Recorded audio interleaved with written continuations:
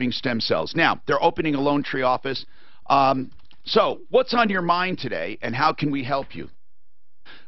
And that's what I ask every day. Just give us a call right now. We have open lines at 303-713-TALK, 303-713-8255. And we have our experts today. Anything new in, and I mean that, in electrical when it comes to automobiles. Oh, by the way, let me give you that number for the stem cell therapy, Centeno Schultz. It's 303-963-9201. 303-963-9201. So, Brian, I'm serious. I ask guys, what's new about cars? They'll tell me, well, this is different, this is different, this. Things change. Do things substantially change? I think we've probably had more changes in the electrical system of a car than we had in anything else, I think. Isn't everything solid state and computer, right? Oh, it is. It's just absolutely incredible. The technology is amazing. BMW is doing stuff now where you can control the volume, for example, on your stereo with hand gestures.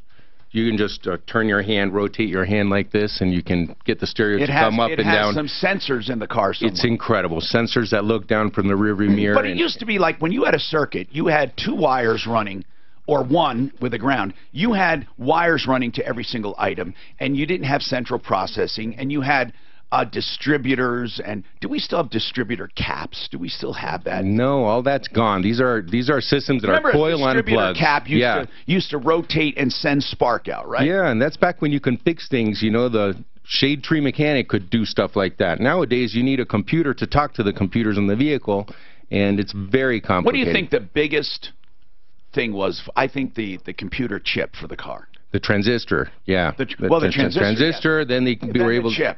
Yeah, and they took over relays. The old relay. Yeah, people don't realize the transistor is just an on-off relay. Exactly. But a computer chip started out that way, but it's much more than that now. Yes. I mean, obviously. But now you have computers that run your power windows. The switches are an actual power door module instead of a power switch, power window switch. So it's just super complicated. If you have any questions, give us a call. We have the phones loading up. We're going to get to you all. 303-713-TALK. We love what we do. Rochelle, what's going on with you? Rochelle, hi. Hi. What's going on? Hey, I'm calling because I'm very concerned. I'm a pet owner. I have a Chihuahua. He's about 13, but there's some neighbors, new neighbors. That's a stretch, calling yourself a pet owner. I'm just kidding. A little Chihuahua is more like a little person. Anyway, so what's going on? Well, there's some neighbors that live behind me, and they put in, I guess it's called a dog run, which I didn't know what dog runs were because I never locked my dog. Dog run. You mean the fenced-in area in your yard? Yes. They're putting in a dog run. Well, it's there. But the problem that I have is a couple of things. I've reported them, and I have one photo. Well, what are you reporting, though, dear? What's going on? I'm reporting that, that they were out in the cold before oh, I see. You're saying the dogs are not being well cared for. No, and, they're being fed, but they're only out of that dog run maybe just enough time for him to clean up the poo.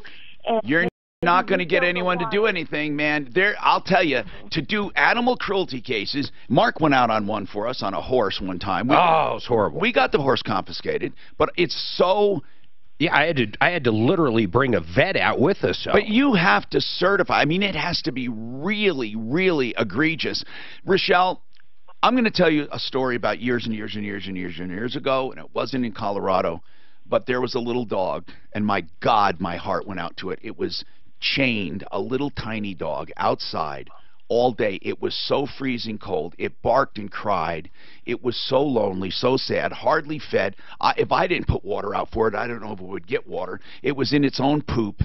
And the police said, well, technically, it's not malnourished and it's not dying. And I said, that's because of me. They said, well, then you got to stop doing it. No, seriously. It was like they're between a rock and a hard place. They have to really show some egregious circumstances.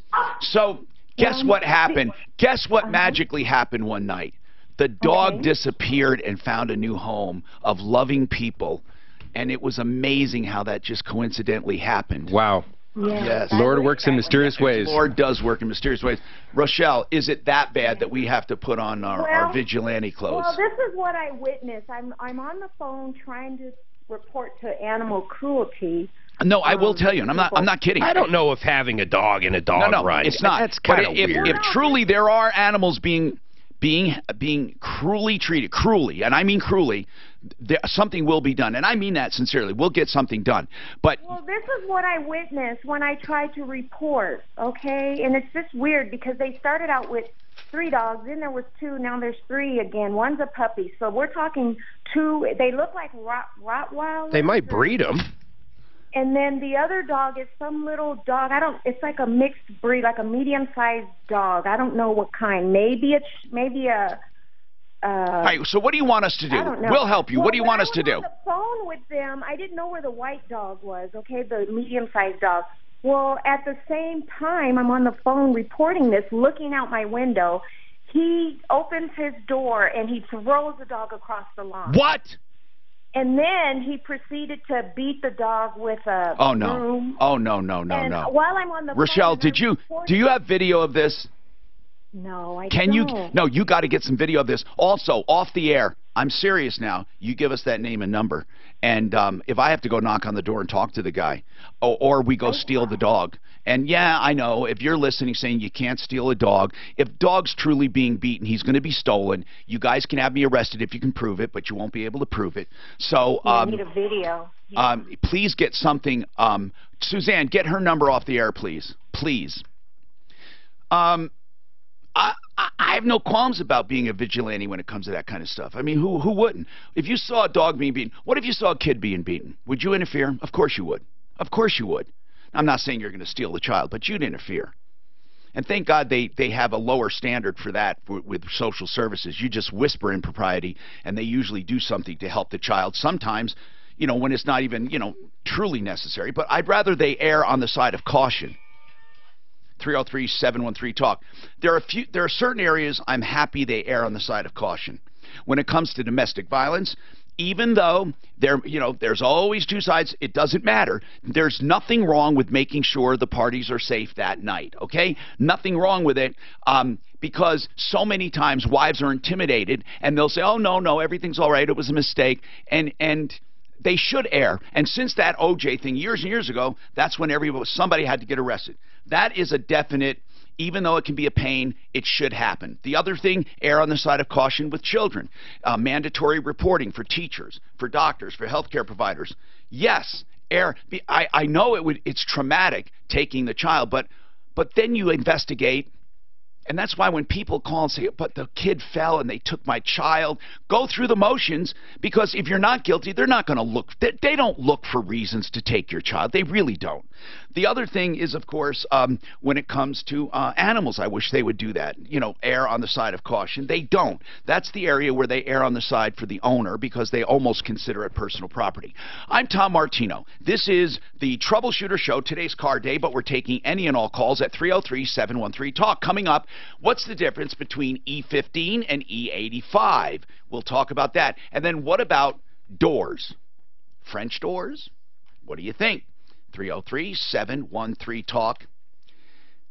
K&H Home Solutions is having a major sale when it comes to windows. Now, you can save 25%, but there's more. And here's the most important part. You can get a free upgrade to triple pane glass units. That's triple pane for no extra charge, plus you get 25% off at K&H Home Solutions. In business, 62 years. And I have known them the whole time I've been in Denver, which is near 40 years. I knew the original owner, and I know Ted Rowland, who owns it now, and has owned it for 30 years. 303-421-7100. They'll answer a question, but they'd prefer if you go online, do some homework, schedule your own appointment. No obligation, just schedule an appointment. KHWindows.com. That's 25% off their beautiful, durable, wonderful windows. Save energy, plus add beauty and value. KHWindows.com.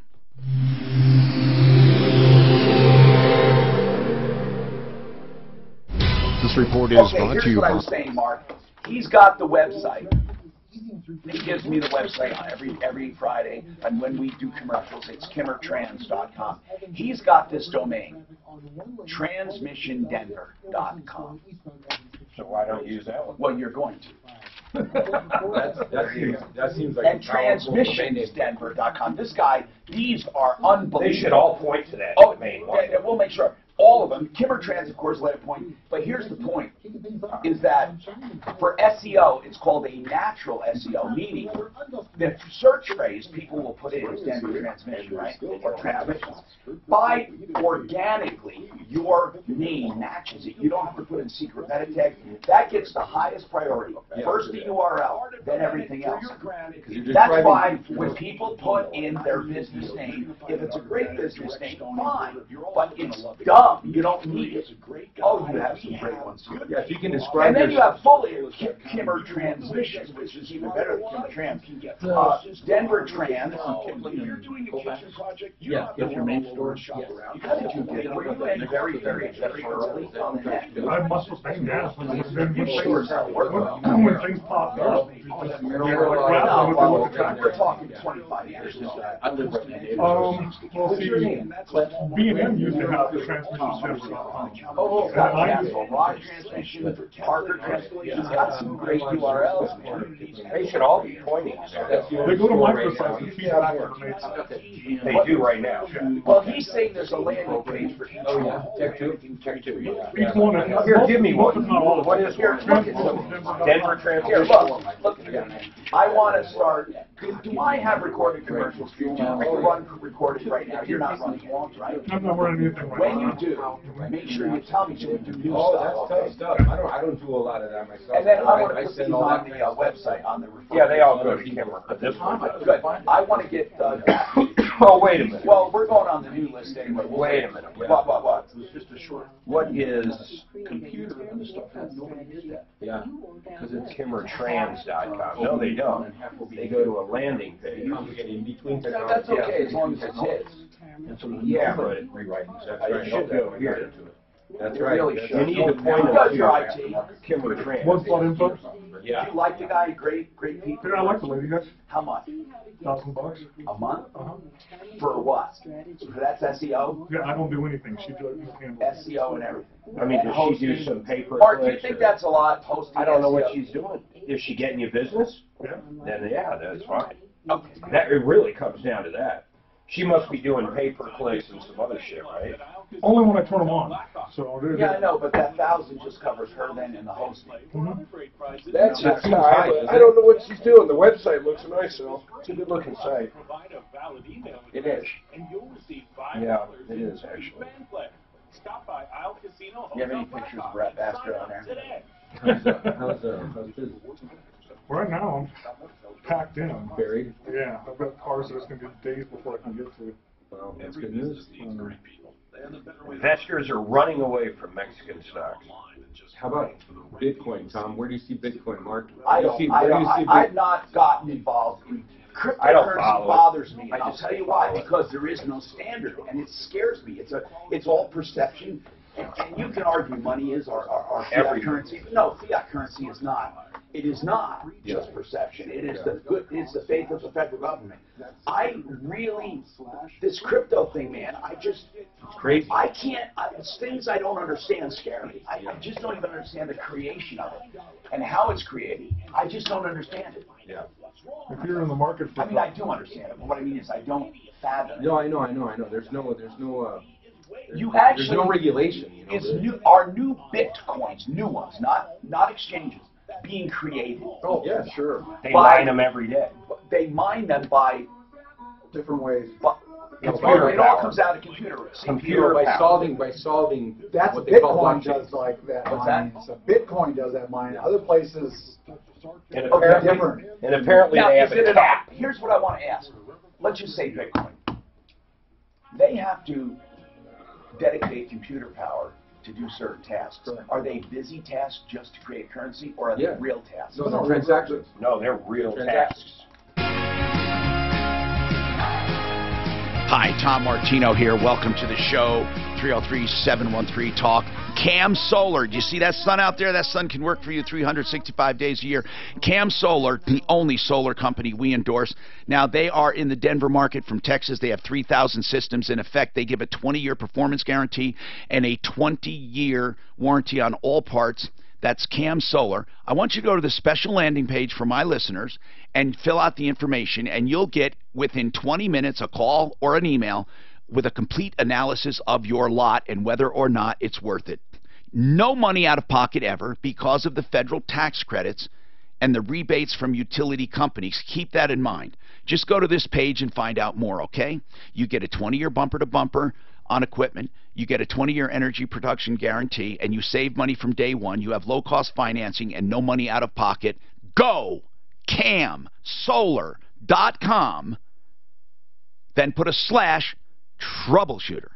Go camsolar.com / Troubleshooter. Nothing to lose here. You want to hear some great news? On what, Mark? Job reports. This is good for everybody in this country, man. Payroll growth, 223,000 for May. Highest level in a long time. Unemployment fell to 3.8, lowest reading since April of 2000.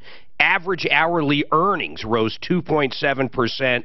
Full-time job rose 904 for the month. And listen to this one. Unemployment for blacks continues to decline, with the rate falling to a record of 5.9. Never there before, ever in the history. No, in fact, do you know that 4% of unemployment is considered 0%? Because it's impossible to have 0%. So 4% is considered 0. But it also, and you know this just because of economic factors, it signals more expense in labor. It signals more expense in production, which eventually then eventually, yes. It's weird, but it's a signal for a recession. Now, recessions are going to happen. They don't have to be major, like the last great recession. It could be a minor recession, but there will be recession because the economy literally must breathe. Things cannot keep going up without coming down, and things must adjust. It's just a law. It happens. That's going to be, in my opinion, a couple of years away, but you're absolutely right. But the next couple of years, inevitable. We're chugging around like, I mean, this is an incredible time. And again, Mark, I swear to God, I don't want to get political on it. But I want to say, do you truly believe the president, any president, is responsible for those indicators? In this case, a lot of them purely because of the rollbacks he did. I mean, he really changed some major rules. I think perception. And the tax cut. I've coined this phrase, and I can prove it more than 25 years ago. Perceptionomics. If you feel good, you do better things, and things roll better. And when you fear, you can actually bring it on. The fear of recession brought it on. The federal government brought it on. I'm not going to get into all that. But here's the bad part about all this great news. You ready? All the scumbags come out, all the people that shouldn't be contractors, because no one can find a good contractor like we have on referral list. I know. They hire some guy on Craigslist. Right. You're right. Someone doesn't want to wait 6 weeks. They're going to hire somebody who can do it quickly. All right, Judy. Okay. Nobody remembers Judy. Who said it? What was the actor that coined the comment? You know Judy because you probably heard it all your life. Who was it? Yeah. Wait, Clint. Don't give it away. Who was it? I can't tell you, but I can see him. Like Frank Sinatra? What are we talking here? Judy. Okay, Clint, take your guess. Who? Cary Grant. Telly Savalas. I would have said Kirk Douglas. No, it's Cary Grant. Was it? Look it up. Was it? Anyway, so Judy, you want to know E15 and E85. Yes. Well, what E15 I never heard of. So what is E15? It's coming out more and more. They're trying to add more ethanol to the gas. So where you've got E85 pumps now, you're going to start seeing pumps with what E85. What does E85 mean? It's the level of the ethanol that's inside. Well, there's not 85%. No, it's 25% ethanol, 85%, or excuse me, 15% ethanol and 25% or 85% gas. So they're increasing the level of the actual ethanol. So and when they say E85, it means 85% fuel. Right. Okay, and the rest is ethanol. Right. Which is when it says E15, what does it mean? It doesn't mean 15% fuel. No, I don't think it means that much. I'd have to look it up to see well, we do have to look it up, and that's what she was hoping. Yeah, but what it is an increased level of the ethanol in there. They're going to be using more corn, which is primarily where they get the ethanol from. Why in the world would anybody use these, though? I mean, why not? Why? Because it costs more. Why would you spend more to fuel your car? You also get more poor fuel economy. You're not getting as much out of that fuel to begin with. And here's the thing. You can't lie about BTUs, and you can't lie about energy. So people used to think, when we put 20% ethanol, or was it 10% they allowed? 10? You're going to get cleaner air. But what they did not realize is the oxygen sensors literally pour more fuel in. So your mileage goes down, and the air cleaning up that they show you is just natural attrition of old vehicles. I'll contend that the ethanol had very little to do with clean air. This is literally the government getting involved where they have no business. They don't understand. It says E15 is I'm a looking blend it up. What is it? of That's right. 15% ethanol in 85% But that's what gasoline. E85 is. It contains 5% more ethanol than E10, which is the most common fuel used in the U.S. Of course, E10 is easy to understand. Ethanol 10%, ethanol 15% for E15. Then I don't understand what E85 is. Is it just another way of saying E15? I mean, you know, we're all looking it up right now. Let's look it up. But really, we're all looking it up. E15 is higher in octane, typically 88 to 90% octane, compared to, once again, E10. I don't know what the damn difference is. You know, we can't tell you, Judy, but if you want to know what does it mean to your car, well, let's ask these guys. There is an argument that ethanol used to eat seals, but it doesn't anymore because we've changed the seals to accommodate. Is that right? Not just the seals, but the fuel lines themselves, because it's very, very corrosive. Now, rubber parts, right? Rubber components. So, Judy, what kind of car do you have? I have an 04 Suburban. Okay, I might have figured it out. Okay, hold on. An 04 Suburban, how's it running? Awesome. I bought it from Rolly Purifoy a few years ago. Cool. And you want to know if you're hurting your car at all? No, I'm not using the E85, but I see it on the on the sign when I go to get gas, and I was just wondering. And now I'm hearing advertisements on the radio about E15. Okay, I'll tell you what. We're going to have people calling in out the nose. Okay, so all you have to do is listen now. Go ahead. Okay, so E85 is 85% gasoline. Okay. Or ethanol. 85% ethanol? Are you sure? Special car. That's crazy. Yes. So that's for a flex vehicle? You have to have a special engine that takes it, otherwise it Wait, won't. so E85 is truly different. 85% ethanol. That's right. Well, that would be logical going with the E10, which is 10%, E15, which is 15, then E85 would literally be 85% ethanol. E15, technically, the EPA defines as blended with 10.5 to 15% ethanol. Okay, it's a range. Compared to 15% on the E15. Okay, gotcha. So I guess E15 technically is 15 to 20? Yeah, it's bizarre how they change it like that. But no, E85, Dan's absolutely right. That's ethanol. If anyone has an idea, let us know. Todd wants to switch over to another topic here. He wants to talk about French doors. What's going on, Todd? Hey, Tom. Good to talk to you. Thanks, man. I bought a set of French doors from Home Depot. They're Geldwin brand. And this was last summer. They came out. They were in a packing crate with handles on it. Yeah, nothing wrong with those. I mean, they're not the best, but they're not terrible. Well, yeah, they've got that the shade inside the glass. Yeah, I like. I don't like stuff inside glass, but anyway, what happened? What's the problem? Okay, so I paid about $1,800 for these doors, and when I took it out of the crate... Now, when you say doors, you're talking about one casement, right? One casement with two doors. Right, good. Hold on. We'll come right back to you. Let's talk about it.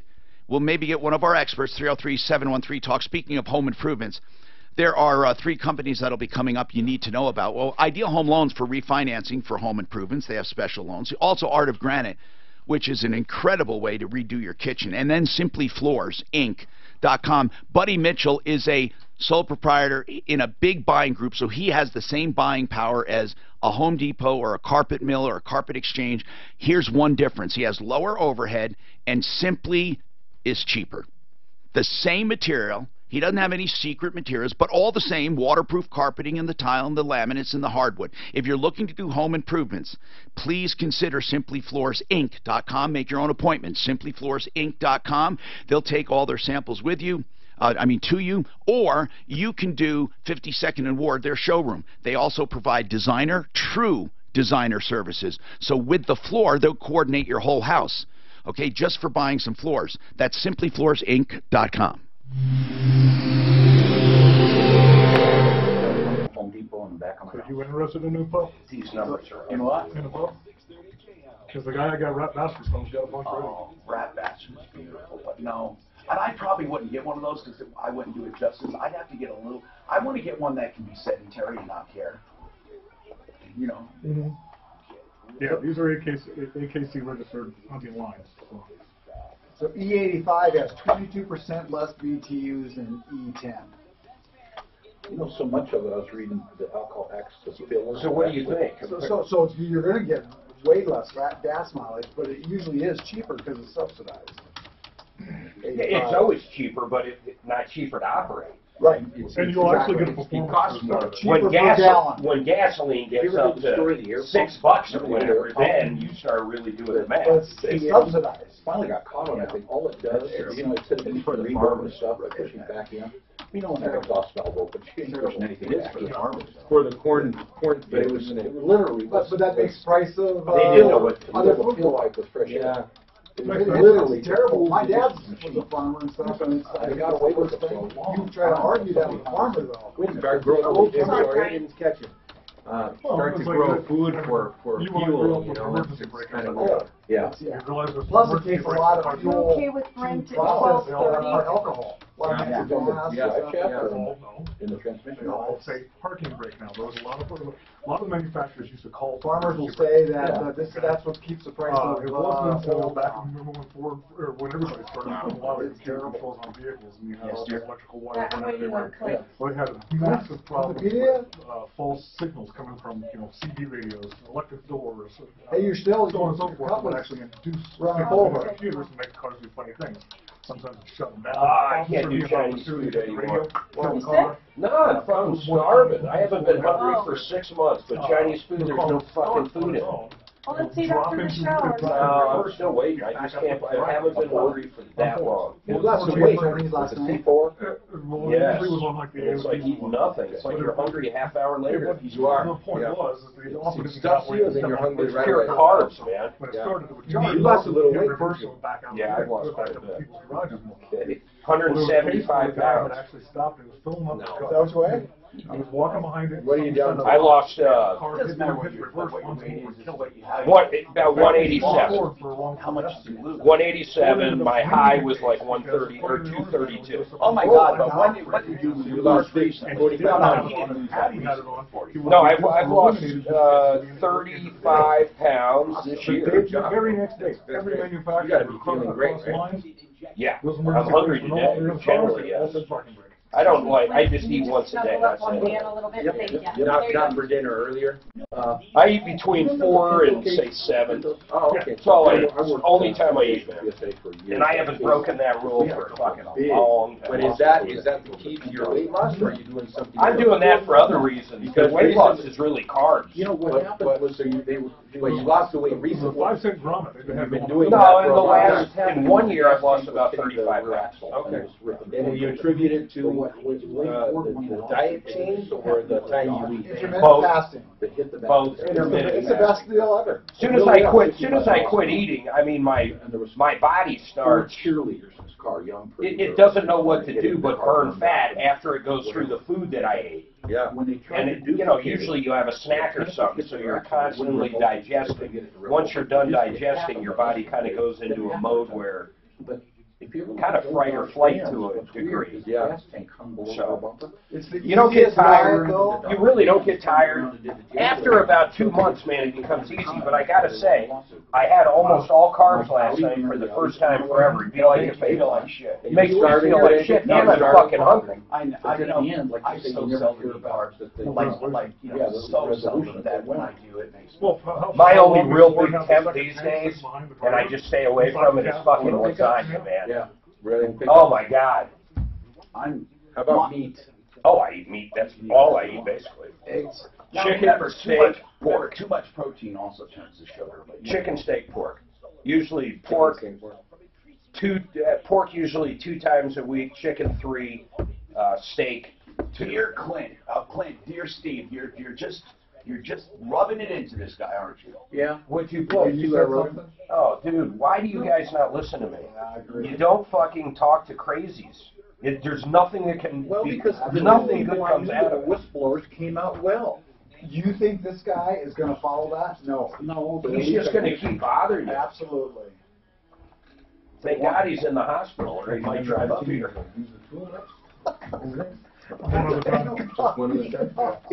Hey guys, we're back. I'm Tom Martino, your troubleshooter. Car day today, so let's talk Rocky's Autos, 63rd and Federal.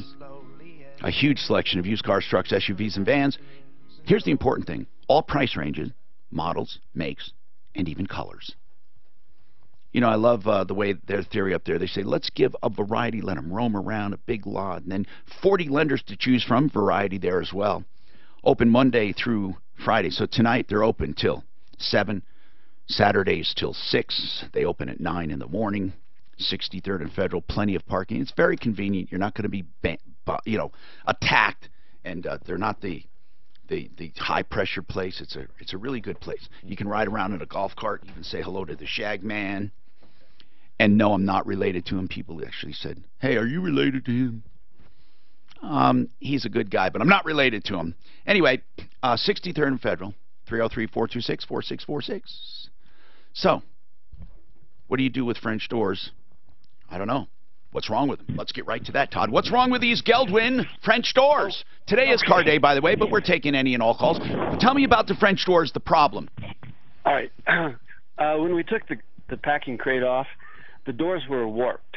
Oh. Are they wood, or are they fiberglass, or are they vinyl, or are they what?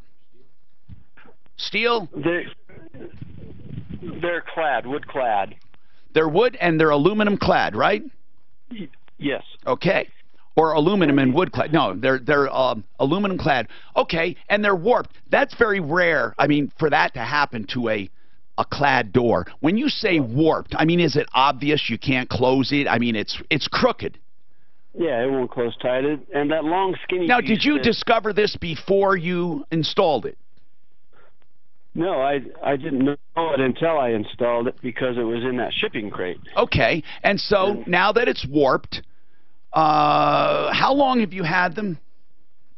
I got them last July. Oh, that's too late, bro. I mean, wait a minute. They're not supposed to warp, but you said they were warped out of the box last July, a year ago. Now, come on. Right. So I got the rep out there in August. When did you report them warped? Yes. When did you report them warped? I appreciate the short answer, but I'm hoping for a month. July. What's that? July? So the same month. And you have a record of contacting them the very month you put them in. Yes, I've got pictures. Good. Information. All right, great. So now where do we stand today? Well, the rep came out. He held a straight edge up against it, took a picture, and disappeared.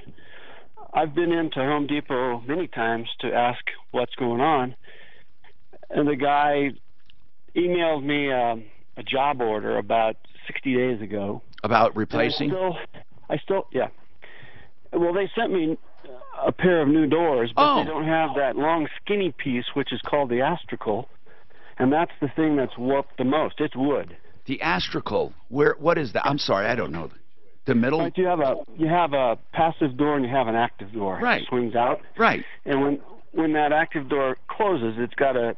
Okay, yep, I see. It closes up against that long, skinny piece that's virtually in the middle. Yeah, but you know what? True French doors don't have a centerpiece. The whole idea is that they close into the top and bottom, or to the top seal, and they have a locking pin if you want it to, and the other door does open, but it stays fixed. In any case, without getting into all of that, that's not the preferred French door. That's why people usually get French doors to have. Why do they call it a French door anyhow? I don't know. I guess because I don't know. Maybe it's a French design, but in any case, Yeah, they need that piece. But usually doesn't that come in the casement when they deliver it? I never heard of it being delivered separately. And if that's the only thing warped, why wouldn't you just replace that?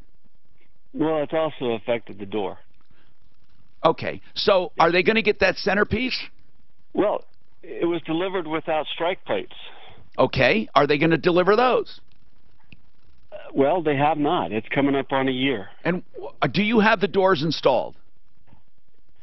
I installed the warp doors because I had taken out two.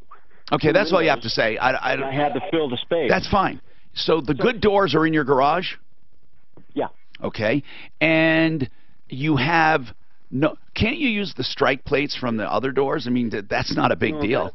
That is the piece that's warped the worst. The strike plate doesn't warp. A strike plate is a strike plate. It doesn't warp. I'm sorry, not the strike plate, but the astragal. I'm not talking about it. You said you needed strike plates, too. I need both. Well, you can use a lot of the stuff from the old door, right? They never delivered any door with a strike plate. Even the first ones don't have strike plates. That's correct. What? This is crazy. Who are you dealing with at Home Depot? We usually get some results from Home Depot. But I've got the number for the Geldwin rep. Okay, that's who we need to deal with. But we also need to deal with Home Depot. Deputy Clint, since you gave me a list of all these success stories, probably totaling $10,000 or more just this morning, if not more, what would you say, maybe $50,000 there? Anyway, and since you've clearly outperformed Deputy Dan this month, we will... Ha ha. Just kidding. Anyway, would you take this, just call Geldwin. Amber, what's going on with AutoNation? Amber? Hey, how are you? Good, man. I mean, good. How are you? I say a good man. I'm sorry. So, Amber, how's it going with AutoNation? What is the problem? Does it have to do with maintenance or a sale?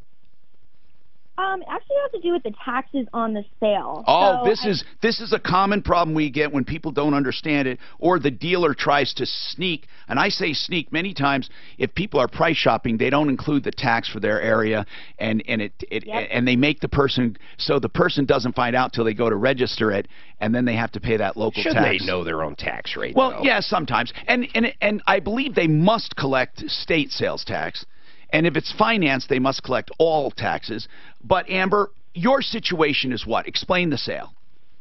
So I bought the Jeep in February, and when I, of course, went to do my registration and everything, they informed me that the dealership had far underpaid them on taxes. Well, did they far underpay? Did they far underpay in all tax or just one particular tax? It seems to me like just in one particular Which one? Which tax? City tax. Okay, and that's and really what happens is the state tax, of course, they get right, and then they have to get the RTD thing, and then they have to get the local tax. Those are the three main items. So I will tell you the short version.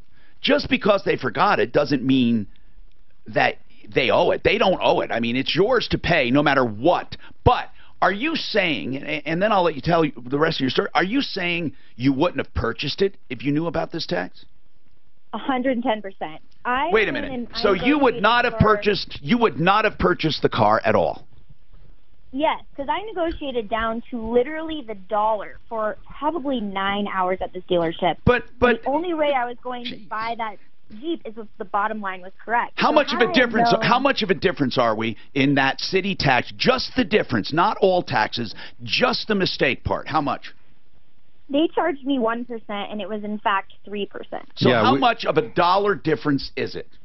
In the city of Lakewood. Go ahead. What's that? Just go ahead, Amber. How much in dollars?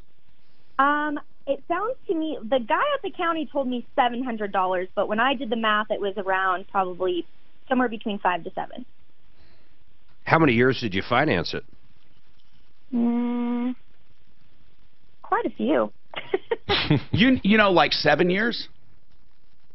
I think I did 36 months. Okay, that's 3 years. That's not much. Listen, the bottom line here, Amber, you're not going to get out of a car deal because they underpaid the tax. It's not going to happen. And I don't want to. But at this point, I have two problems. One, I think it's very clear that they are falsifying the tax amount in order to get deals done, for then you to later have but to when deal you with. but I don't even know how that's possible. And Amber, I'm not on their side, but I'm asking you this. When you negotiate a price and you say I'll pay 10, they say, you know, or I'll pay this, and they say 16, whatever. The thing here is, Amber, they can't be in their minds trying to figure everyone's tax and everyone's for her district. behalf, there's two things here. One, I negotiate like she does. I go in and I will look at that initial amount, but I'll make sure the tax is right on the tax line. My tax rate happens to be 2.9 plus 1%. So I make sure it's exactly there, and then I break it down, and I do negotiate that bottom line, including taxes, dealer handling, Yes. everything else. I do understand that. But it was your responsibility to know your own tax rate. She signed the freaking thing, and it had 1% on there. She's saying, now hold on. Hold on. Maybe you have something if in fact, the dealer purposely put down 1%, knowing it was 3%, knowing you wouldn't buy it, and then figured it's your problem when you go to register it. It would have actually been better for him had he not put anything down and left it up to you. But by putting 1% down, I am wondering what that means. I have a feeling the contract says if there is any difference in trade amounts and payoff amounts and any difference in taxes, you are responsible. But I would like you to forward us the contract, and let's take a look, and I'll let one of my attorneys look at it. What do you think? Did you read that over enough to know? Hold on, we got to take this break, and then we'll figure it out, okay? It's very, very important. We talked about Simply Floors, where you can buy floors nearly wholesale. Well, you want to buy stone, granite, quartz, marble, countertops, or solid surface for wholesale? Every single time you will get wholesale from Art of Granite. He only charges you, he doesn't make money on that, he makes money on the fabrication and installation. He even tears out and hauls away the old stuff free, and he even does the bathroom free when you have the kitchen done at the same time. It's that simple. But here's the best part. Get your price on the phone. Listen, there's no way people need to finagle you in person for an hour or two, and it's just this easy. He knows what that wholesale is on the stone. He knows what it costs to fabricate. You call him up, tell him what you want, and you'll get a price on the phone. Isn't that easy? And you know what? You'll get a great guy doing the work. Art of Granite, Mitch Fleury, 303-386-5919. He's a direct stone importer, the Front Range and all mountain communities, 303-386-5919. artofgranite.net. They've got 4 different tax rates there. Then there's places that have unincorporated, which might be that 1%. Have 1%. Anywhere. It's RTD. So the city tax is 3%. And RTD is 1. RTD is 1.1. So city is 3, and state is 2.9. Which one? Lakewood? Lakewood. But hold on. So it's 7.5. 2.9. 2.9 per state. 1.1 RTD. And then 3% for city of Lakewood. Is the 1.1 for RTD? Yeah, that's everybody within the RTD. And then Jefferson County has like a 0.5. So it sounds like what they did to her was state RTD. She'd have to pay that 0.5 as well. Yeah. So 7.5 total. Did you guys see an Uber driver shot and killed a passenger at I-25? Actually, RTD is 1.1. Wait. An Uber driver killed a passenger. 245. Yeah, that was last night. Yeah. Tell me what happened. Really? What happened? It was still backed up. Hold on. During rush hour. I was going to say it. Yeah, the car. What happened? They said there was an altercation, Well, but there's really they not. released the guy. The driver is. They released him. No, so. really? Okay. Oh, so. I just saw a blip. Here's that the went problem. It was on the Here's the problem with Lakewood. I don't. I need her contract. There's places in Lakewood that are 7.93 combined, 5.5 combined, and 7.5 combined. No, they Where are. I am. Where you are, yes, your address is whatever. Go it ahead. is. What do you tell me? What There's 3 different But I want tax to know the zones. city tax because they quoted the city as 1%. Well, if you live in Belmar, which is the city of Lakewood, it's 1%. If you live in the city of Lakewood, non-Belmar, it's 3.0%. So, what else is 1%, Mark? This is really good. I need RTD is 1.1, not 1 anymore. I know 1.1. That's what he said. And then state of Colorado, 2.9. Jefferson County, 0.5. And then, like I said, the only thing that differs is the city of Lakewood, but only if you live in Belmar. But then Belmar's going to have another tax to compensate. Belmar does not. Belmar, for whatever reason, is 2 points lower. It's 5.5. So it's great to shop at Belmar, huh? If there's, I don't know if Belmar has any. Not shop. It's where you got to live live there. Yeah, for a car. For a car, it's where you live. But if your shop was in Belmar, you would collect 5.5. I wonder why Belmar's got that carve out. Or has that been around forever? I don't know anything about it. They just redid it. I mean, it's nice now. You know, it was a Villa Italia Mall back in the day. Where is it? Wadsworth and Alameda. God, I don't even remember that. Where the Lakewood police station is at. They have that, what is it, the 7-mile park or whatever it is. Oh, I do know where you're talking about. There's a Nordstrom rack. No. The entire city of Lakewood is right there. Yes. Not just the police station, the courthouse. Yeah. Yeah, that's right. That is beautiful, actually. That's a brand new kind of mall area. Beautiful. They got a movie That's why theater. I think they charge you Okay, you think that's pretty important? That's probably why they kept the 2% off to build up that shopping for cheap. Yeah. That Greenwood Village one's crazy though, man. They're way smaller than Lakewood. They got 4 different tax rates. I assume staring at the computer screen. I mean, it was just so weird. So just one other time you get to use it? Yeah. Dude, if you ever need help, just, just And he shot him. Yeah, well, we don't see a whole lot. What did he shoot him for? It's definitely handy when we do. Yeah. Still investigating. You just got to trust the tool and let it do the But they task. let him go. Both people were taken to the hospital and they let the That's driver go. right on your shop right. And there must be Shop something. next door to There us must be borrowed it something once, because and then even if you get shoot somebody in your house, how do you take him? Did they understand how to use it? Yeah, we gave them a brief overview. They ended up fixing the problem. They stumbled a little bit, but they did all right. Yeah, Good. Yeah. Yeah, 4%. I wonder why it says special. Don't forget that, like I say, plenty of support for you. So Yeah, no worries. you need it. We just don't But see it a should whole say on lot. the just on her thing that she bought what she paid for taxes. I know. Well, I'm going over it. It can't be. Okay, what is the, Could they put just Uber a 1% or Lyft? What did she say? About 2:45 this morning, they tell drove her her to the you're palace. responsible for Got anything in in some sort of addition. argument. You know what I mean? They put it as a Police have to baseline discuss to exactly say the what minimum goes tax on. we know of around here is Ultimately, 1%. You're responsible shooting for the everything. You tell Daphne to please read her text in her eye. Oh, there you are. Come here. I need to. Can you do me a favor? Yeah, the passenger's dead.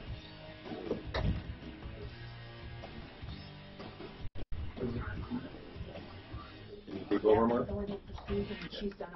all righty now. So, we're going to go back to that car thing in a minute. I'm doing some research here, okay? So hang on, Amber. On sales tax, we get this a lot, 303-713-8255. Let's see. Okay, Mike wants to talk about an extended warranty. Go ahead, Mike. What's happening?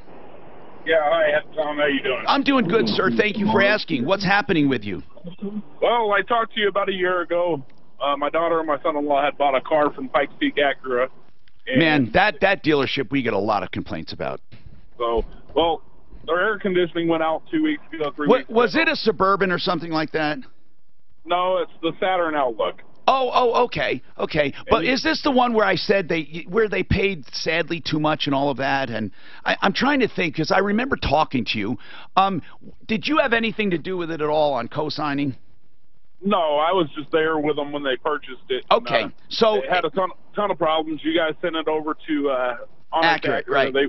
They went through it and estimated about $6,500 worth of stuff being done to it. Did you have any of it done? Well, yeah, we got most of it fixed on it now.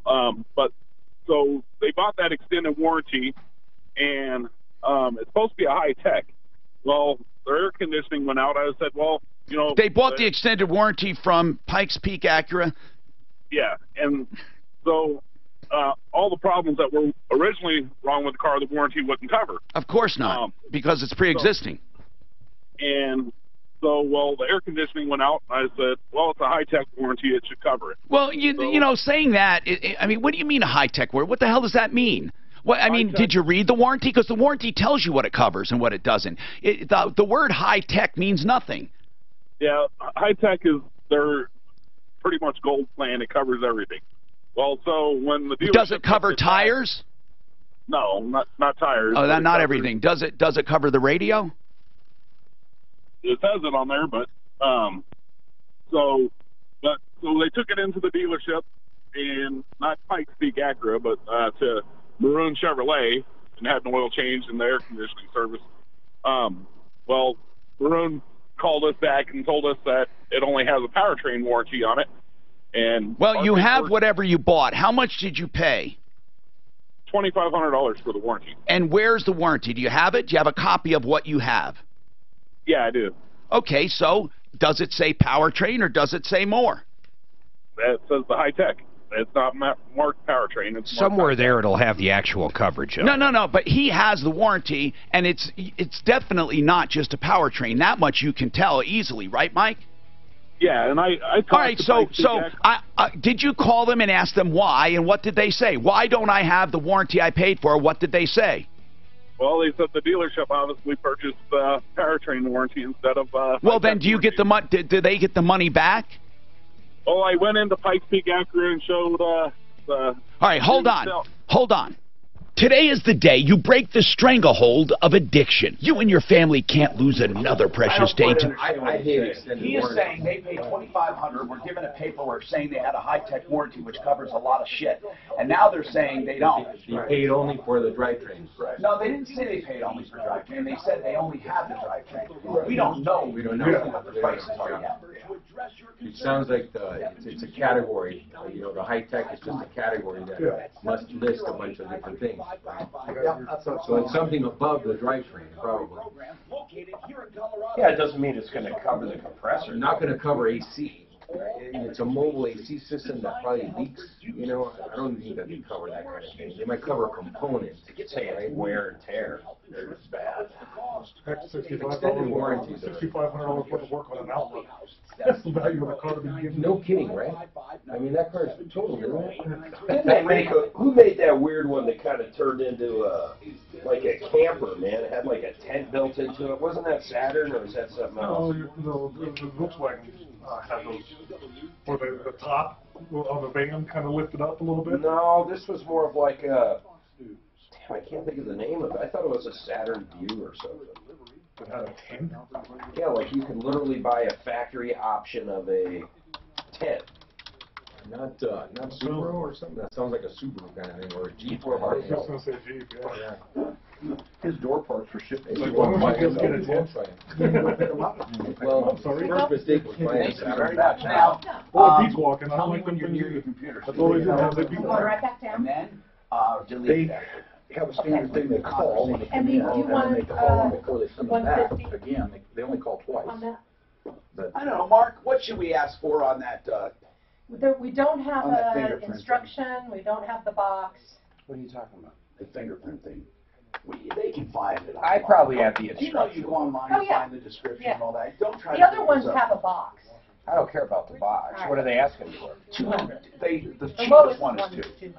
I'd The say- lowest bid? Don't No, they bid the on it? lowest. No, you can buy it now. 200 is what others are asking. The cheapest. I don't know, less than the cheapest. So say 175. Yeah.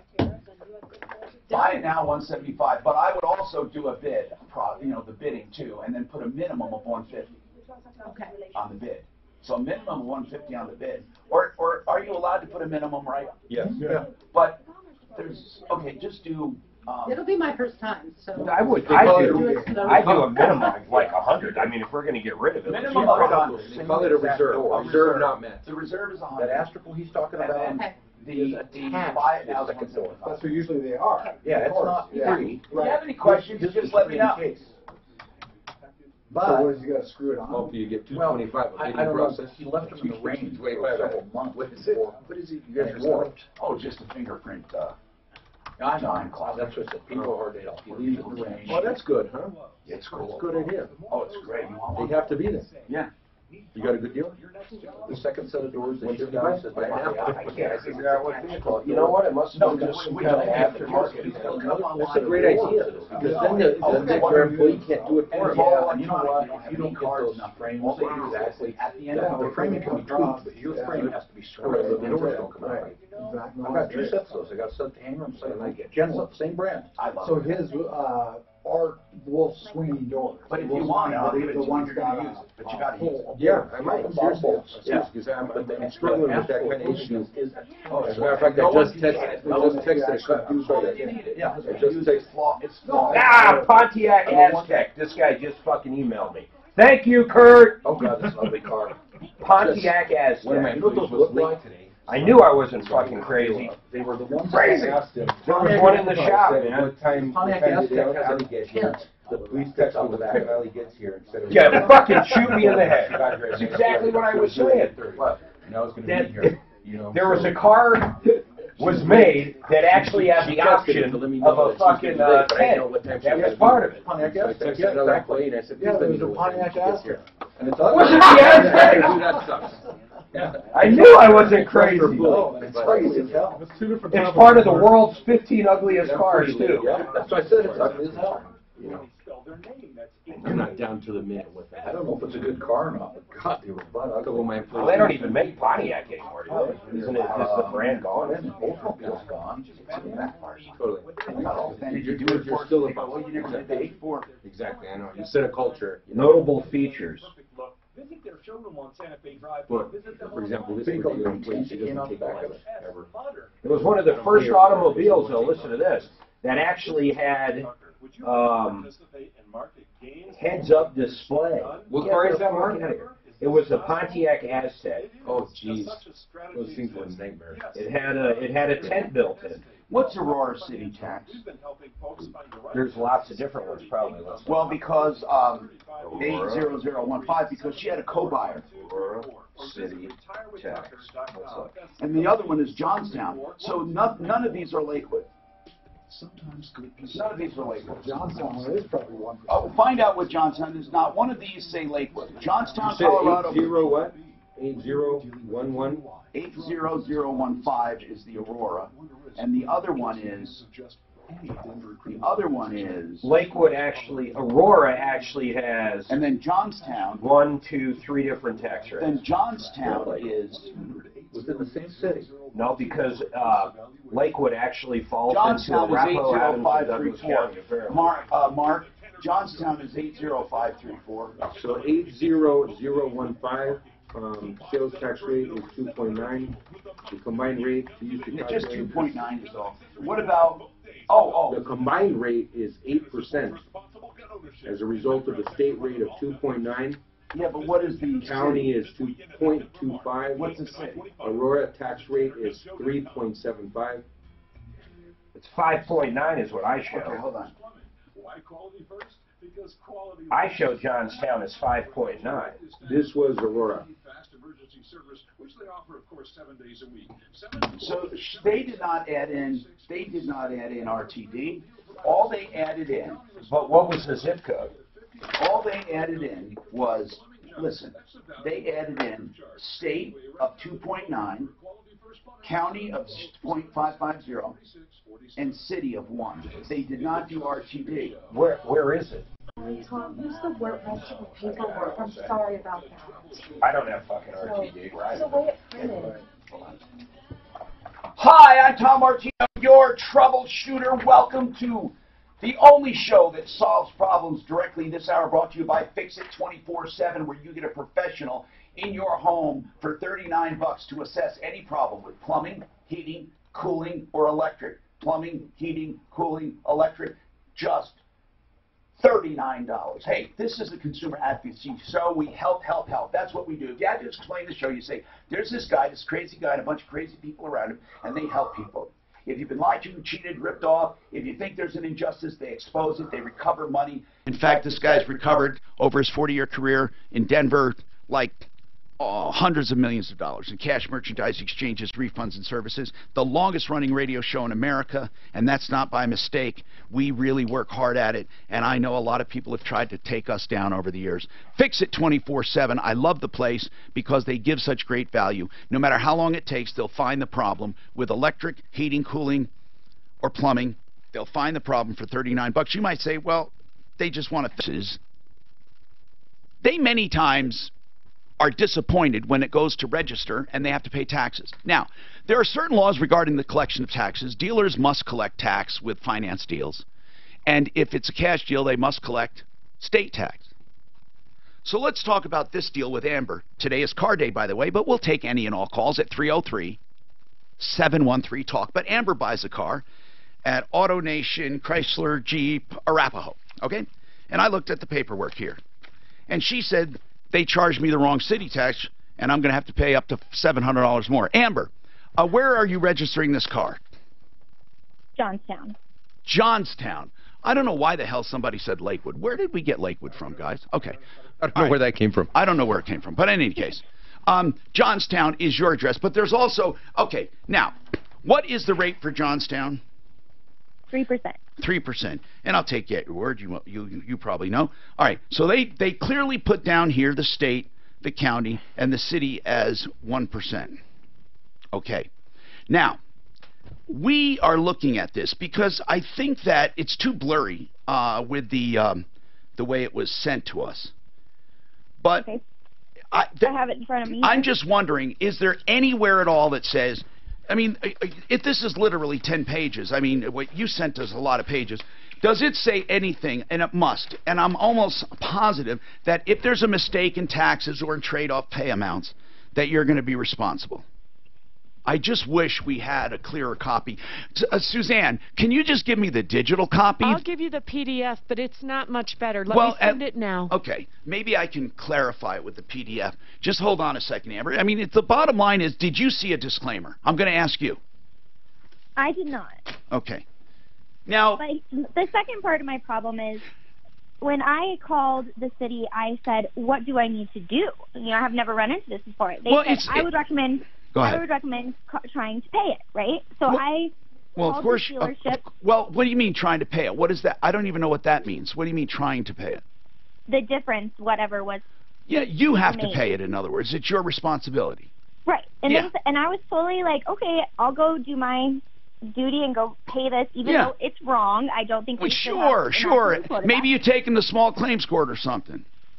So I called this dealership for probably over a month, to the point where I ended up with expired temp tags. So I ended up driving an hour to the dealership just to talk to somebody in person, because I wasn't able to have anyone, including the general manager, the finance director, or the loan officer, return my calls. Okay, so what is this argument about today? What are we? You're not even. It's about 2%, right? It's about the difference between. No, she's talking about something else now. Now she's talking about something totally different. What is the complaint about today? Could you be so kind as to summarize the complaint for me? Sure. I have two parts. One, I don't think it's right that they're inaccurately quoting people. I agree. Honest to God, if they are really doing that, and they are doing it fraudulently, I am 100% in agreement. If. I really am. I mean, they shouldn't do it. So what else? The second part is, I tried since February to remedy this, their own mistake. I tried to remedy it. They have not taken a payment from me. I've gone in person with a checkbook in hand, and they said, "Oh, we can't do that." Well, who was it financed? That's a different department. Who was it financed through? Through the dealership, which, I mean, I'm sure they have a name for their finance department, but then well, it's not. The dealers don't finance cars. Well, I know, but I'm just saying I use their finance company. Okay, okay, but they could have a number. Okay, that's fine. So what does it boil down to? What does it boil down to? I need to get my registration and license plates, and these people have jacked me around for 3 months. You're not even trying to get the money for the taxes right now.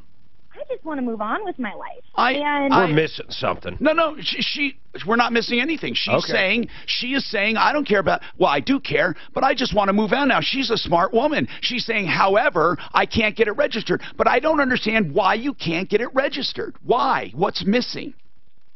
The city said that the dealership must pay them the proper amount of taxes. But you're going to pay the difference. They won't collect it from me. I've gone in person and said, this wow. That's not true. I've had that. They will collect taxes. They don't care who pays those taxes. So the difference is 2%.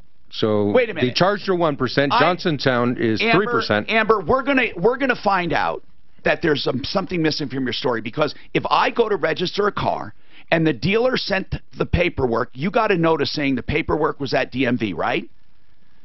And no, then I didn't. I had to call the city. Okay, but eventually they have your packet at DMV. And they said it was incorrect. Okay, but they have your packet at DMV. They will not give me my registration. All right, goodbye. Will no. If she doesn't answer a question for me, I can't continue. I need to know, do they have your paperwork at DMV? Yes. Okay, now, they have it.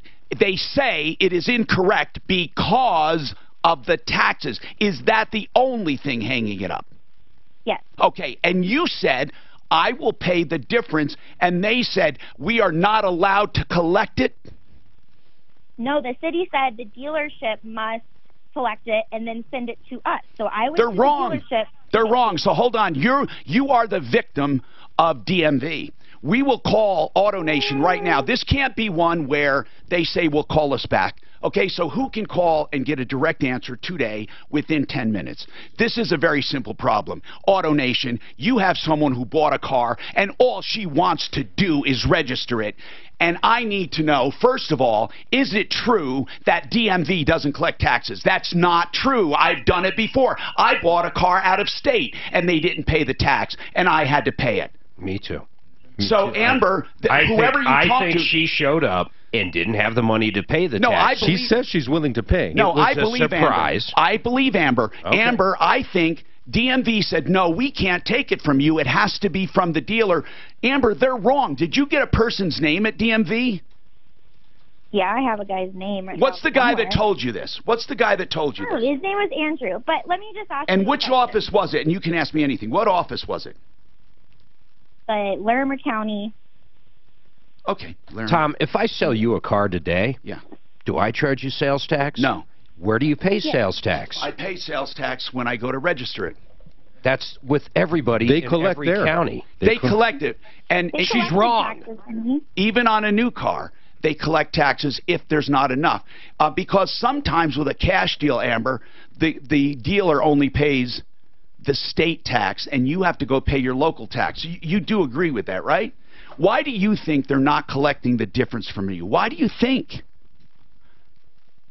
I think they're just incompetent, quite honestly. I mean, I had a guy at the finance department when I went in person tell me, he said, honestly, you probably won't even need to pay this because it was our mistake. So we'll likely remedy this mistake anyways. That's what he told me. No, that's fine. That's a separate issue, which, by the way, I was going to tell you. You know when I said you're responsible for taxes, you are, and where I said I didn't think you had a strong case, I might change that, and I'll tell you why.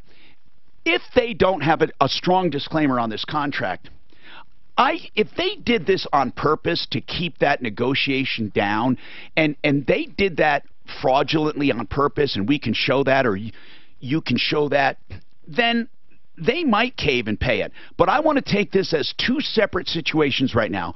All I want right now is to figure out why DMV, we need to get a spokesperson from DMV right now. Because, or ask Purifoy Chevrolet as well. What would happen if they, by mistake, did not collect all the tax? Is it required that the dealer pay it, or can the consumer pay it at the counter? Did you ever have more than one clerk tell you that? Yes. Okay, Clint, can you talk to Larimer County, specifically DMV, specifically? DMV, and say, listen, if my wife or my friend went in there and the dealer didn't collect all of it, can I pay the difference? Why can't I? Find out, okay? This is just frustrating the heck out of me. So hold on, all right? Now, on this other one, Mike, I haven't forgotten about you. Mike? Yes. All right. You said you bought an extended warranty. You thought you were buying something called high-tech. Covered a whole bunch of stuff for $2,500. When you had a problem, you come to find out that Pikes Peak Acura never purchased high tech for you. They purchased just a drivetrain warranty, which, by the way, I think just comes with the car. I don't think you even have to buy it. But in any case, you don't have what you thought you had. And again, I'm saying you, it's really your son or your daughter. But here's what I need to know, Mike. This deal, on the contract, it shows a line item for $2,500. Is that correct? Yep. And does it say next to that line item, high-tech warranty? Yep. Okay, and do you have a separate document that describes a high-tech warranty? Yes. Okay, and then you...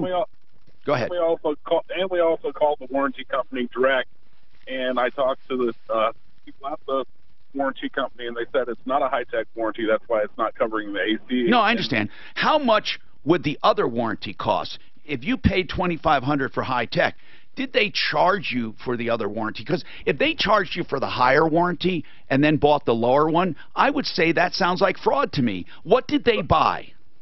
They bought the powertrain warranty. And how much would, if someone went in and bought a car and bought a powertrain, what would it cost them? $1,100. $1,100. You did your homework, sir. I appreciate this information. So they owe you money or they owe you a warranty. I mean, what do they say about it? Hold on, and we'll come back to you. This is Mark. What is going on with this Pikes Peak? Who owns Pikes Peak Acura? I don't know. Seems like they owe the guy $1,400. My God, there's something wrong here. We get so many complaints about this place. Pikes Peak Acura, they're a bunch of clowns. We're following this up. I mean, it just ticks me off. 303-713-TALK, 713-8255. John Fuller, Fuller Law. Personal injury. It's that simple. If you've been injured, you don't even know who to turn to. You may not have a case, all right? It might not be someone else's fault. But how do you know? That's the whole point. You don't. None of us do. So you need someone to call that's not going to try to hype you into the office and get all this information. They're going to just give you a nice casual conversation. You will feel right at home with John Fuller. In fact, by all means, shop around. There's nothing wrong with shopping around. But when it comes to truly picking an attorney, at least put John Fuller on your list and give him a call and talk to him. John Fuller is such a good guy. And his website is personalinjuryco.com. Personalinjuryco.com. That's John Fuller, Fuller Law, personalinjuryco.com, 303-597-4500. Free consultations always. He'll only charge you if he collects for you, if you sign with him. 303-597-4500.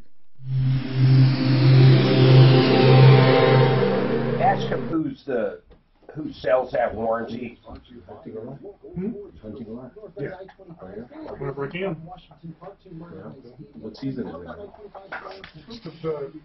it? He's over, so pretty much the only thing from right now is rattlesnakes. Well, we're lined up back to Pena Boulevard. A water main break has Evans Avenue alternating traffic. What do you do with coyotes? We've seen some Evans between Monroe. Most of the time when I'm hunting coyotes, I got some friends out semi-ag that run cattle out there, and when they're calving, we go out there and cull the herds and put the numbers down so that we want some out there because they take care of them. And what do you do with them? And as we head back to work next week, we used to scan them. I used to get bounties off of them, but I get access to them. Worth it to scan them. I just get access to the property where I can go over and hunt stuff, so I'm more than happy just to go do that. So he sometimes collects them, he'll skin them, and sometimes he'll collect them. How about bear? That's why you're looking at bears. You know, thanks. Some of these folders were misplaced, and the numbers weren't there. Thank you. Fast. Yeah, I got the numbers here too. I put all the numbers so that if you want to ask, just go ahead. I feel like I can, or I can Good, yeah. So, the argument that guy's going to be up against is, how do we know the high-tech warranty covers the AC? Well, that's a different issue altogether, right? Exactly. That's right. He still is owed money. The difference of the two warranties. But that's the AC thing. That's a whole different issue. You're right. Let me describe. His car, right? I know that for sure because yeah, well, new or used. Several years ago, I was supposed to go on a Kodiak so many years ago, and they still For 1,400, you cover, you think just get that money back, or should cover the wow. easily website. You can make profits right on the website. Fall, So when are we launching? Monday? Well, no, we might launch right today. 35 yards out. I don't know until they're fixed with a couple things. But, you know, I had tags, so, you know, and I had made so many mistakes on this. The first thing I did was I whistled at him. So now said bear knows we're said dumbasses inside the freaking trees. But he raises his head, and I take a funnel shot. We should not do that with a bear because they have a very sloping chest and it's hard to hit a light of work. Really? Well, a wounded bear will run in the direction it's pointing when you wound it. So it comes straight out. No way. When did this happen? Oh, this was right around 98, 99. Oh, okay. Then so it charged at me. This is what about yeah, he was about 450 pounds. So I bolted, hit him again. Both times I hit him. He's still coming. I bolted another round and put it through his neck and broke his back. Finally dropped him 12 yards away from me. Wow. And that's when I decided, you know, I was, like I said, I was supposed to go on that Kodiak hunt that spring. He's a 450-pound black bear I shot 3 times, but not 6, 40 at 35, 20, and 12 before I dropped it. I was not going to go up and chase 1,600-pound Kodiaks and throw sticks at him. So I ended up calling off that hunt. You see Gary hunting bear? You know, had I not made the mistakes I made? I don't think so. So, No. You know, again, you don't take funnel shots. No, it's 30 out of 6. Excuse me, Tom. Daphne needs you to check your messages. Thanks. So, but that was the last time. Now that the kids are older, I'll probably go ahead and go back for, you know, hunt some more dangerous predators and whatnot. But back then, it's like I had little kids that needed me to get home. So. Can you harvest and eat those bears? Sure. Can you? Yeah. It's not very good. I've never had that. Yeah, you know how you do it. Like a grizzly They bear? can be. Now, the grizzlies and the Kodiaks, most people say you don't eat them unless it's berry season, because otherwise they do have a taint. It's not I mean, they eat fish and other things, they eat whatever everything. they can. Yeah, they'll eat carrion. So. You see they're hunting grizzlies in Wyoming now? Mm-hmm. They should. They should have been doing it for a while. 50 of them outside of, I heard they got right after the Yellowstone fire. Black over it. Right after the Yellowstone fires, I can't do it. On the outside. I can't bring myself to do it. I just need his. He had. I mean, I'm not. I got the same issue. You know, they already said they cut it out, everything else was tall. I enjoy the being outdoors and the activity. Grizzly ripped the freaking drugs to clean off the house, going down after it. And when he didn't find what he was looking for, he thought he was coming in the house. So when my buddy was in the house, DOW on the outside, they opened fire on that thing and blew it, put 20 rounds in it, knocked it down. Nothing major. You flying your airplane? Yeah, a lot. Yeah. A lot? My little You remember airplane that and show my when you were a helicopter. kid? Grizzly Adams? I had a whole bunch of maintenance. It's just so much movie. Not a show. It's not worth it for just me. I got to figure that Little out. tough animals. Hello, Tom Martino here. And you know, Joe Lazara is an attorney I hope you never need. You heard me talk about John Fuller, our personal injury attorney. I hope you don't need him either. You know, there's some attorneys you just want to avoid. Joe Lazara is a criminal defense attorney, okay? It means you did something wrong. He's not going to judge you. He'll represent you. And unfortunately, most people call because they drank and drove. And you don't have to with Uber or Lyft. Truly, you don't have to. Also, you have designated drivers. I'm not preaching to you. I'm just saying I'm not trying to encourage this behavior. But there is something true. Even if you want to plead guilty and so-called throw yourself at the mercy of the court or you learned your lesson or whatever, you still need an attorney. You cannot go through this system alone. Really, it's too complicated. And then the other thing is you might have been falsely accused or rights violated. So call him, Joe Lazara. For any crime, any accusation, or just for a consultation. It's always complimentary. 303-429-6200. 303-429-6200. LazaraLegal.com. That's 2 Z's, 1 R. LazaraLegal.com. He's also on my referral list at referrallist.com. All right, so we're still looking. Did you call the people at the 8 minutes of the most annoying hold music I think I've ever heard. So you just can't get an answer from them. Can't get through to him. And Tom, I have a text into my AutoNation guys to talk to him, so I'm just waiting here. But and really, I don't see it at, well, it is an AutoNation. We have two issues. AutoNation, did they intentionally put 1% knowing it was 3? And if so, What does that mean? Well, it's kind of like, it is kind of like cheating if they did that. I'm not saying they did. But then the other thing, people have, no one, I'm getting emails saying Amber is wrong. She can pay the tax. She's wrong. And, I think she's dead wrong. But why? I don't think Amber's lying to us. Never seen a government agency not accept a tax payment. Amber, I have so many emails saying that same thing happened to them and they just paid the difference. I would love to. Oh my God! I don't want to mess around with this for 3 months. You think that's fun? No. No, and what's the amount? What's the amount totaled? What is the amount in question? What is it? What difference? She's willing to pay it. What difference it's made? minor. $200. Well, yes, that she's saying she'll pay it. It's the thing she's saying that if she writes a check, they won't take it. I mean, Amber, what they say? No, the dealer must pay this. But Amber, this has never happened before. Okay, so. Have you tried a different office maybe, or is this the only one in Larimer County? As far as I know, this is the only office in Larimer County. Did we call him? I missed that. Yeah, well, he had hold music, Clint. Yeah. So listen, here's the deal. Can anyone shed light on this? Have you ever been turned down when you wanted to write a check? Or maybe for taxes, no. Maybe they didn't want a check. I mean, maybe it had to be some other form of payment. Did they say that?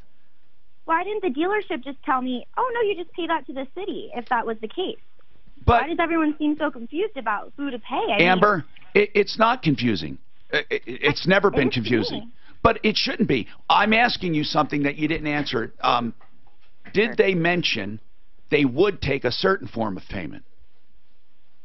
Neither the dealership nor Larimer County has taken payment. What I was told was that the dealership needed to do some investigating to make sure that they had the right number so that they could collect the correct payment from me, or that they may end up paying it themselves because it was their error. That's what I was told. No, I'm not talking about that. But when you said to the have you ever said to the state, I will pay it directly right now? Yes. And they said no?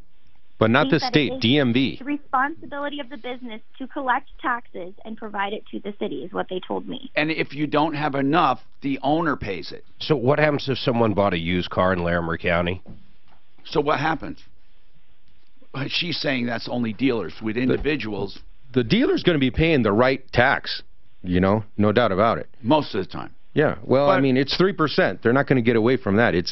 No. What you mean is they're going to collect the right tax. Right. But, Brian, many times we've had people who called with this argument. They've said, it wait happens, a minute, man. The dealer put down the wrong tax and didn't pay enough, and when I was there, I had to pay it. So they collected it. Amber's saying she can't even pay it if she wanted to. And I call BS on it. But why would Amber lie to us? I don't know why, Amber. Honest to God, I don't know why. But I bet if I went down there with you, you'd be able to pay the tax. I understand you don't want to pay the tax, but I'm sure you're able to pay it. I mean, it's Friday. It's a beautiful day. It's National Donut Day. Why don't we try it again this afternoon? Why don't you go down there? No, because it's way up in Larimer. If that's the solution, if that's what you guys feel is the solution, I think there's two things here. One, do you see what she's doing? Mark, let her finish. What, Amber? Go. This is the first time I've ever purchased a vehicle. Okay. I understand. I honestly don't know what the process is supposed to be. Okay, let me tell you what it's supposed to be, Amber. Okay, you would go to the dealer and you would buy a car.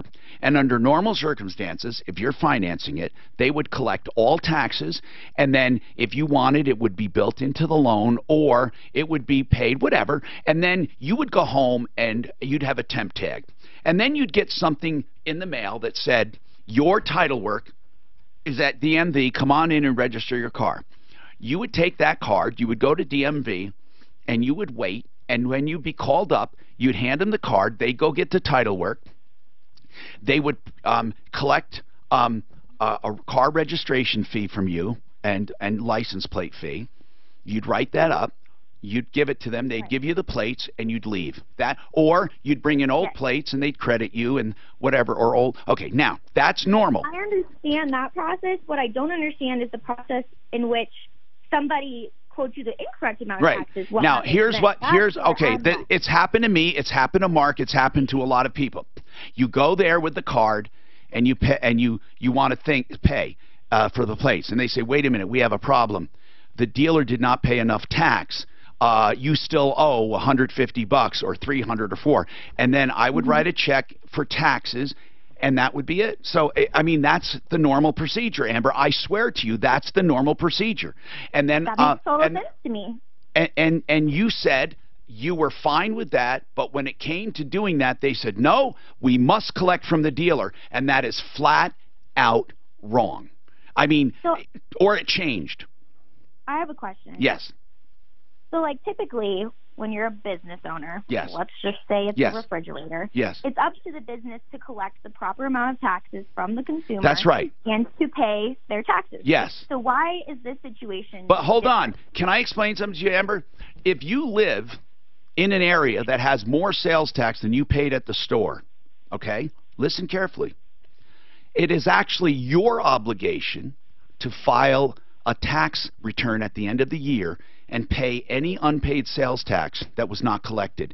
No one does it, but that is actually, truly the way it's supposed to be. But Amber, here's another thing I want to tell you.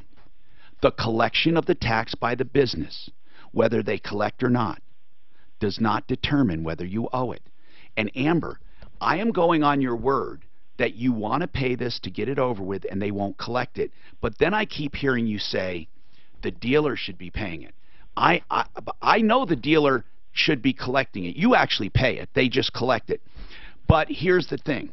If they did not collect it, you still owe it. Okay? If we are going through this for nothing because the dealer hasn't paid it and the county would collect your check, you just don't want to do it that way, then we have a real problem because we wasted a lot of time with you. But I'm taking you at your word that you are willing to write the check today and they refuse payment of the taxes. Because I'll go another step further. If I was in motor vehicle and I heard a woman did not have enough money for tax or something wasn't collected, I could walk up and volunteer to pay and they would take it from me, a stranger. Did you know that? I mean, I talked to the county over the phone, so there wasn't any strangers there to pay for me. Okay, so now the entire Okay, Amber, now the whole thing changed. The whole thing changed, Amber. The whole thing changed. When will you learn to listen to Amber, you're not being straight with us. If you go there to register with a check, you can pay it. You know what? I agree with you, Mark. She's okey-doking us. I'm Tom Martino. We have more coming up. And, folks, I'm sorry about this because that was a total misleading, totally misleading. They never refused to check. Good radio, though, damn Never it. refused to check. Never. My God. Raleigh House is a place for addiction, okay?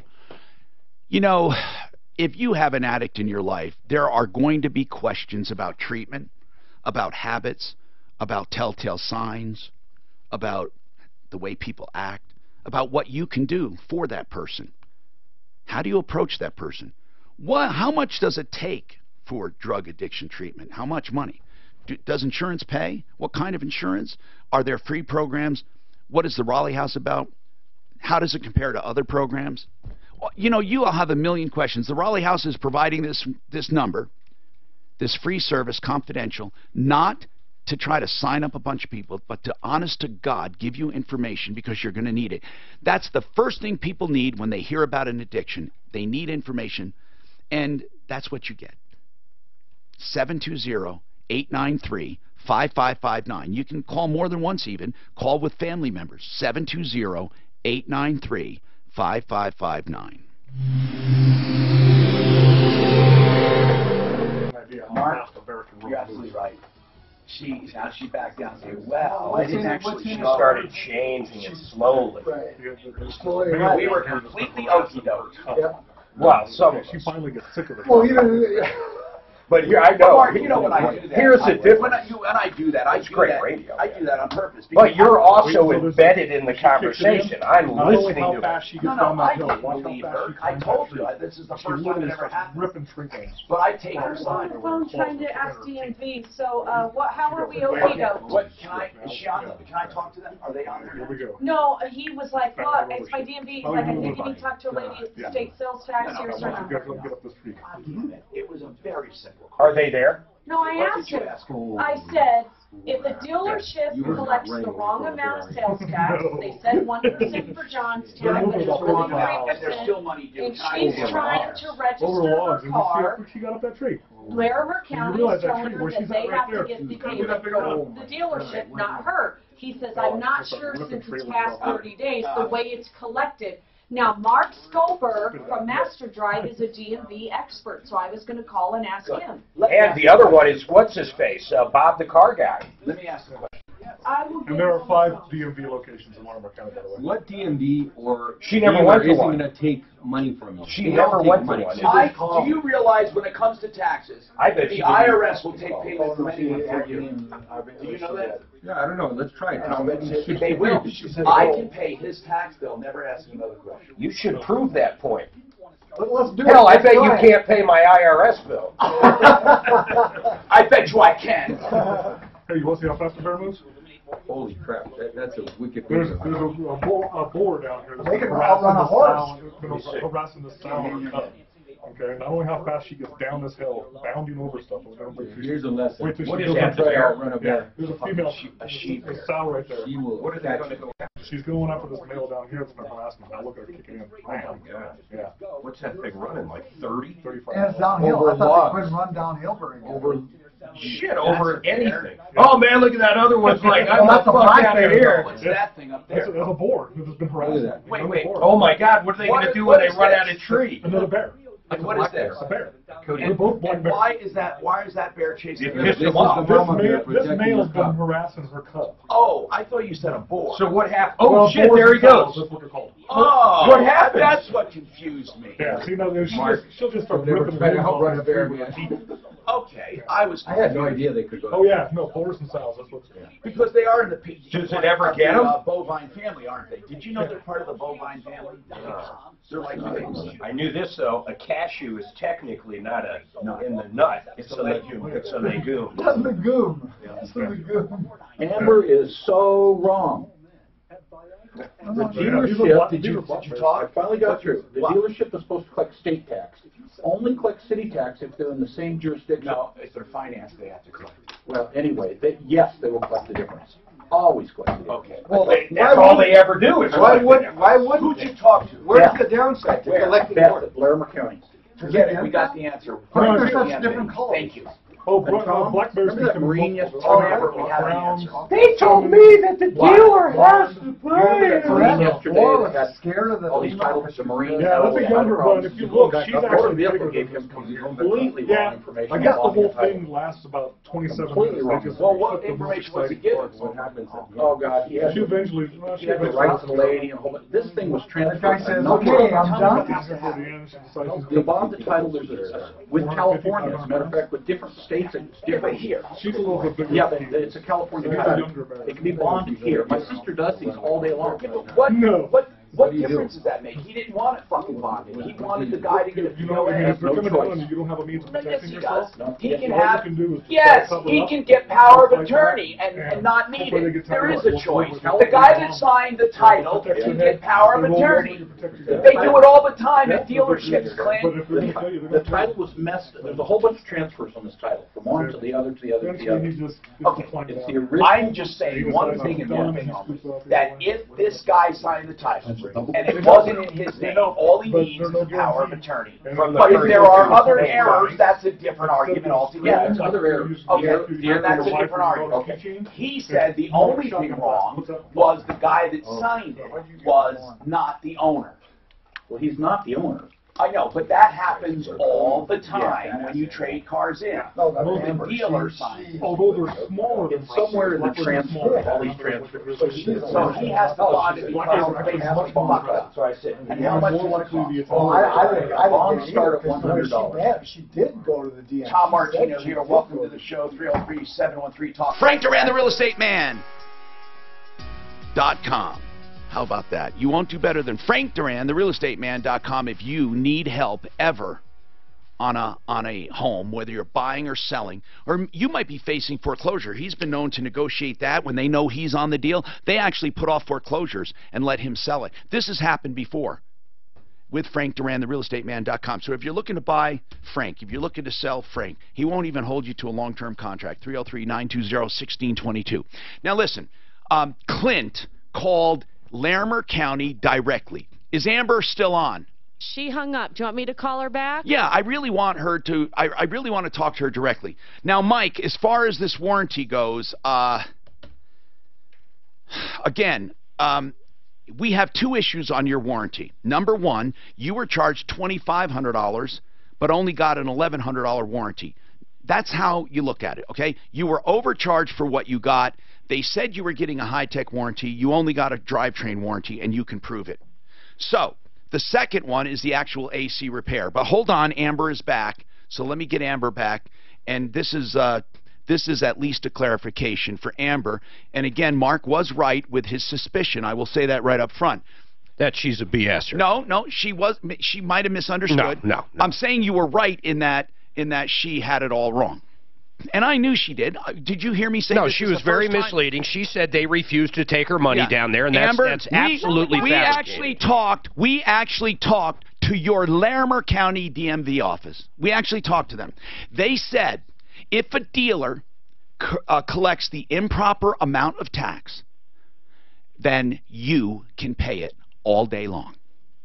Great. I will go do that. And I don't appreciate when I call to get help on something. Well, I'm not saying... Perhaps I misunderstood. Perhaps I did. I don't want to be called a scammer. You said we didn't call you a scam artist. Mark, you were a little rough on her. Come on. No way. Yes, you were. No, Amber, you started off saying you went down there and they would not allow you to pay. That is not true. Amber, you did say that. I went to the dealership. Oh. And they did not allow me to pay. I called. Let's go to the tape. But Amber, who told me to go to the dealership. Amber, I did ask you. Listen, I've not been hard on you. What I said was this is the first time this has ever happened, and they will take money from anyone. Now, Amber, to be fair, I have not disrespected you, or I have not been mean to you. I did not call you a scammer. That was Mark. But what I didn't call her a scammer. You said she was lying, Mark. She was. No, she That's wasn't. not being a scammer. I don't think she's trying to scam anybody. No, I think you were very misleading. What you should have did is you call up and say they should have paid the sales tax. I agree. They did probably okie doke you. Hold on. Amber, I do agree that you were misleading. I asked you directly. You mean to tell me you went to Larimer County and they refused to take your check and you said yes? Amber, we have it on tape. You did say that, Amber. I asked you that several times. And you go ahead. What happened, I called Larimer County when I said, hey, I'm ready to do my registration. They said, we got your paperwork back. Unfortunately, there is underpaid taxes. I said, what do I need to do? They said, we suggest you go into the dealership as is their responsibility. Not take it from you. Amber, you know, you can backtrack all you want. I don't think you're a scammer, but I do think here's what you did, and this is what people do. In order to get me to fight for them, they give me a ridiculous story, or they make up facts, or they leave things out in order to get me fired up thinking I'm going to help them. Okay? We're done with this, okay? You did call for help, Amber, and actually we did help you. No matter how you look at it, Amber, we helped you. We got in touch with that exact office. What's the woman's first name? Beth, and they said they would absolutely take your checks. So would you agree that we got clarification and help for you? Amber? I think that's great, and that's what I called it. Okay. Yeah, Amber called to learn how to purchase a car. That was her first buying experience. And to see if it is normal or fraudulent to quote people a way different number on taxes. No, it's not normal. It's not normal, but it is done often. And it's Amber, not ethical, that's for sure. And I said on a second note, if you remember me saying this, if they did that purposely to mislead you, to get you to buy it, and figured you have to deal with it when you get there, I said I would take that on a separate situation completely. Okay, that's what I said. 303-713-TALK. What's your comment, Ruben? Just don't repeat everything we already know. What's your comment? Well, so if she's financing the vehicle, we already know this. They have to collect it. Yeah, well, they have to collect it. They have to collect it in. But if they don't collect the right amount, the consumer can pay the difference. Well, a lot of counties will turn them away. No, they won't, Ruben. No, they won't, because it's a state process, and anyone can pay the tax. If the dealer does not collect the tax on a finance deal because it had, the wrong amount, anyone can pay the difference. It's not a big deal. Now, they're supposed to collect. You're absolutely right, Ruben. They're supposed to collect all taxes in your jurisdiction on a finance deal. They are. But if you get there, and you are shy $50, they will not turn you away. They will. They won't. I have a lot of counties do it to a lot of consumers on a daily basis. Ruben, I want you to give me one solid example, and I want to talk to the consumer because I'm calling BS on it. Okay. And why would they? And when you say you, are you a dealer? Ruben, are you a dealer? What do you mean you have a lot of people? Yeah, I'm a finance manager in a car dealership, and okay. A lot of times, go ahead. Hello? Pueblo County will not accept it up front because the final step in financing a car is the perfection of the lien, which is the registration. Okay. And that's when the DMV sends the title to the lien holder. So if they don't ever go in and register the vehicle, it's on our liability. If they don't ever register the vehicle, the lien holder can force us to buy the loan back. But they do register it as long as they're willing to pay the tax. They can register it. Ruben. Right, but that's why the DMVs will send them back to us. Only if the consumer doesn't want to pay it, sir. Only if the consumer says, wait a minute, I'm not paying that. That was all put in my loan. Then they'll go back to the dealer. They're not going to make the consumer pay it. If the consumer doesn't want to, they're not going to make them. But it happened to me, Ruben, and it happens to everyone. If the dealer does not collect the exact amount and you're financing, yes, they will go back to the dealer if the consumer throws their hands up in the air. But if the consumer says, listen, I just want to get this over with, I'll pay the difference, they will take your money. There's no reason not to. They don't care about the finance deal. They have nothing. They don't care at all about it. Well, what's in it for them to turn it away? They'll register the car, and then you get your lien inspection. Everything's cool. Ruben, where the trouble comes in is where the consumer won't pay it. They say, that's not me, man. I already made this deal. DMV is not going to get involved. I don't know why this is such a big deal for people to understand. It just doesn't happen. Wait, I shouldn't say it doesn't happen. It could happen because people are misreading the law or something, or the regulation. It's not even a law, a process. But that has nothing to do with Listen, in this time, I'm going to tell you something. In this time of home improvements, I'm going to say GenesisTotalExteriors.com, interior and exterior. They're doing exterior now for good weather, interior when the weather gets bad. But you're going to have to wait because, they're very busy. So the bottom line is this. If you want to wait, you wait. And don't ever do anything without shopping around, and don't ever put big money down with anyone. And definitely consider Genesis Total Exteriors. I've known Mark for many, many years, and the guy is as honest as the day is long. You know that expression? Anyway, GenesisTotalExteriors.com.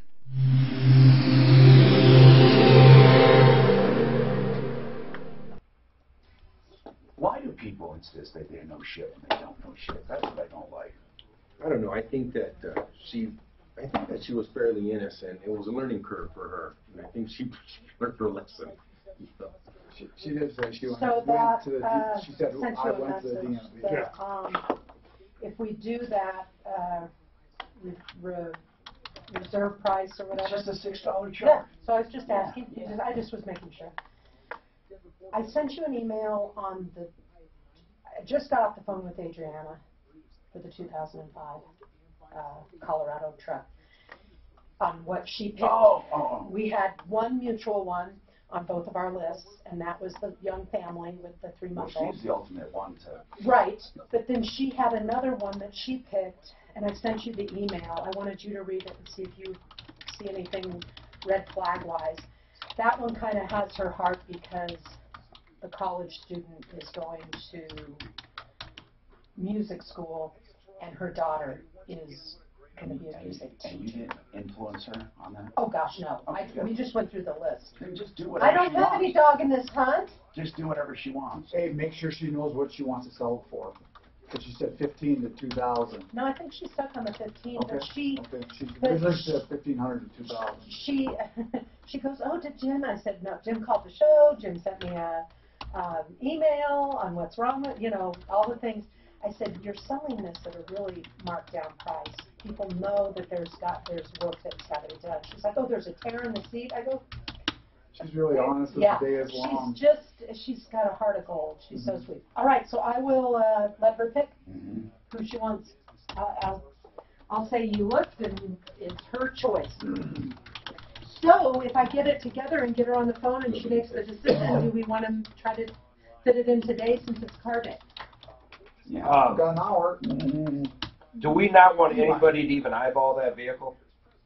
Well, this was the one thing she asked. If it needs an engine? Well, no, Okay. What she asked was, is there any way that doesn't Budget A1 have the pre-purchase? Yeah, the free diagnostic or whatever, they put it up and they... Yeah, but that's only if you're going to have the work done. I'm not taking It definitely needs some stuff. Well, she says... SOS should do an inspection, but we're not going to ask them to do it. Her mechanic sent me a list of what's wrong. You can tell the person, and they will know. I will tell the person that they should have SOS inspection, do an inspection at our insistence, or they don't get the deal. Okay, I'm going to try to wrap this up, and let's do it today if that works for you. All right. Is your brother or brother-in-law? Is that him? Awesome. Yeah, actually, where is this? That's actually the tail waters down below the Granby Dam. Which used to be a really good little fishery. Yeah, it's only about a quarter-mile stretch now. A couple of years ago, they put in some hydro plants down the bottom along the river, and it just destroyed the upper section. It was just this one little pool. It's actually one good. You had some freaking monsters out there. The mysis shrimp will die off in these biomasses and come down and they fall down into the weeds down inside this pool. The fish just sit there and rub them up and get back. But I mean, it was a great little fishery, but delicates can only handle so much pressure. So eventually, other people started seeing us down there or whatever, and they've been going down there and just literally destroying it. You know, we've found snagging equipment down there and everything else. Yeah. Did we go to the frying pan by, not Aspen, Glenwood Springs up there? Yeah, I've been there. Carbondale or whatever. Is that still a good spot? It can be in the right area as long as you're not in some of the areas where you're shoulder to shoulder with the other guys. So getting to some of the more secluded areas is what I prefer to do. So. I got a clarification about finance vehicles. The dealer will often collect all the tax on finance vehicles. They have to. They don't have to. Well, that, you know, well, keep going. What a dealer licensing board says they have to. Well, so you can say. Lerner County said no. They said the dealer does it a courtesy, so it's all included in the financing. Yeah, they must collect it as road. We're talking about another agency. We're talking about the dealer licensing board. The dealer licensing board says you collect all taxes. They do the city taxes. Yes, when it comes to finance deals, unless they pay it on site. Some people do not want it in the loan. Yeah, I could see. But they have to collect it. They have to. Hi, Tom Martino, your troubleshooter. Welcome to the show. Listen, I just want to say one thing. I am so sick and tired of people getting this wrong. People listen to everything and still get it wrong. Listen to this email from Know-It-All Mary, I call her. Know-It-All Mary says, what Amber was told is 100% correct. I was a sales tax specialist before I retired. The seller is absolutely required to pay the correct sales tax, and if I were Amber, I would go back and insist that the dealer correct this on their end.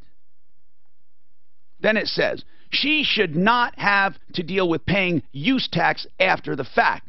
Anyone who knows what they're talking about in the State Revenue Department would tell Amber the same thing. It's pretty cut and dried. If you've experienced otherwise, it was definitely a mistake, and you owe Amber an apology. Mary. Now, Know-It-All Mary, let me explain something. You are absolutely right. They are required to collect tax on a finance deal. You're right. You're right. On a cash deal, they're only required to do the sales tax on the state. The state. They pay all the taxes with a finance deal for two reasons. The dealer licensing board and the finance companies. They insist on it. They want to make sure taxes are paid. The taxes do not have to be included in the loan, but they have to be paid. They want to know that that person is going to pay the tax because it's a finance deal. Now, if there's a mistake and the dealer doesn't pay all of the local tax in a financed deal, the consumer may elect to pay it. They can go back after the dealer if they want. It doesn't matter. they can pay it if they want. And the state will not refuse to take it. So no matter what you say, Mary, you're wrong. Okay, Mary? You're wrong. And it didn't just happen with me. It's happened hundreds and hundreds of times. Over the years, we've taken these calls. Consumers may elect to pay the tax at the counter at the time of registration if the dealer made a mistake. But the dealer is required on state tax. They want to make sure it's paid. That's it. I called Douglas. I got a lot of clarification. You want to get into it? Well, we just did it, Mark. I mean, unless it's something new. I don't know what you said, so unfortunately. Go ahead. Go ahead. All right, so here's how it happens. You buy the vehicle. Yeah. They send the paperwork to the county. Right. If it's financed and the amount is incorrect, let's say they didn't collect for city, okay? Right, exactly. It'll sit there for 3 or 4 days and get sent back to the dealer. Right. Okay? The dealer at that time can resend it saying that the customer will pay it when they get down there, or they could have done that in the first place before they sent it. Good. Then the customer can pay for it. It's exactly what we found out. Perfect. And now we have 2 counties and the DMV. Everyone is agreeing except Mary. Know-it-all Mary. I'm just kidding, by the way, Mary. I really am kidding, by the way. I really appreciate you writing to us. I'm serious now. I'm not making fun of you. Not really. Okay, let's go and talk to Greg. Greg, welcome to Car Day. We don't have a lot of time, but we have a whole hour after this. Go ahead, Greg. Hey, how you doing, Tom? Good, man. What's going on with you? Well, hey, Tom, 2014, I needed a vehicle. I had a car that was started when it wanted to start. Henceforth, man, I had to get a car. I was working, just got a new job.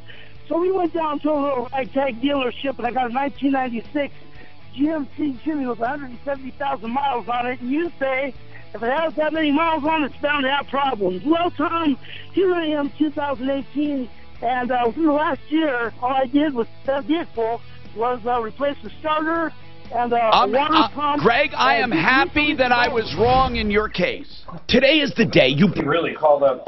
All I did was replace the starter, the alternator, the engine, the transmission. And the tires and the brake pads. They waited an hour and 10 minutes to tell us. The problem with that deal is that when he has a problem, it's going to be a major problem. Yeah. Now, with that mileage, it's catastrophic. And you know what? On trucks, maintenance they is get better. They do. And really, it depends upon how well it was maintained. Maintenance is maintenance. Everybody has maintenance. But when he They has a came out problem, and adjusted catastrophic. They came out today and adjusted their earnings. That's when it peaked. What is it?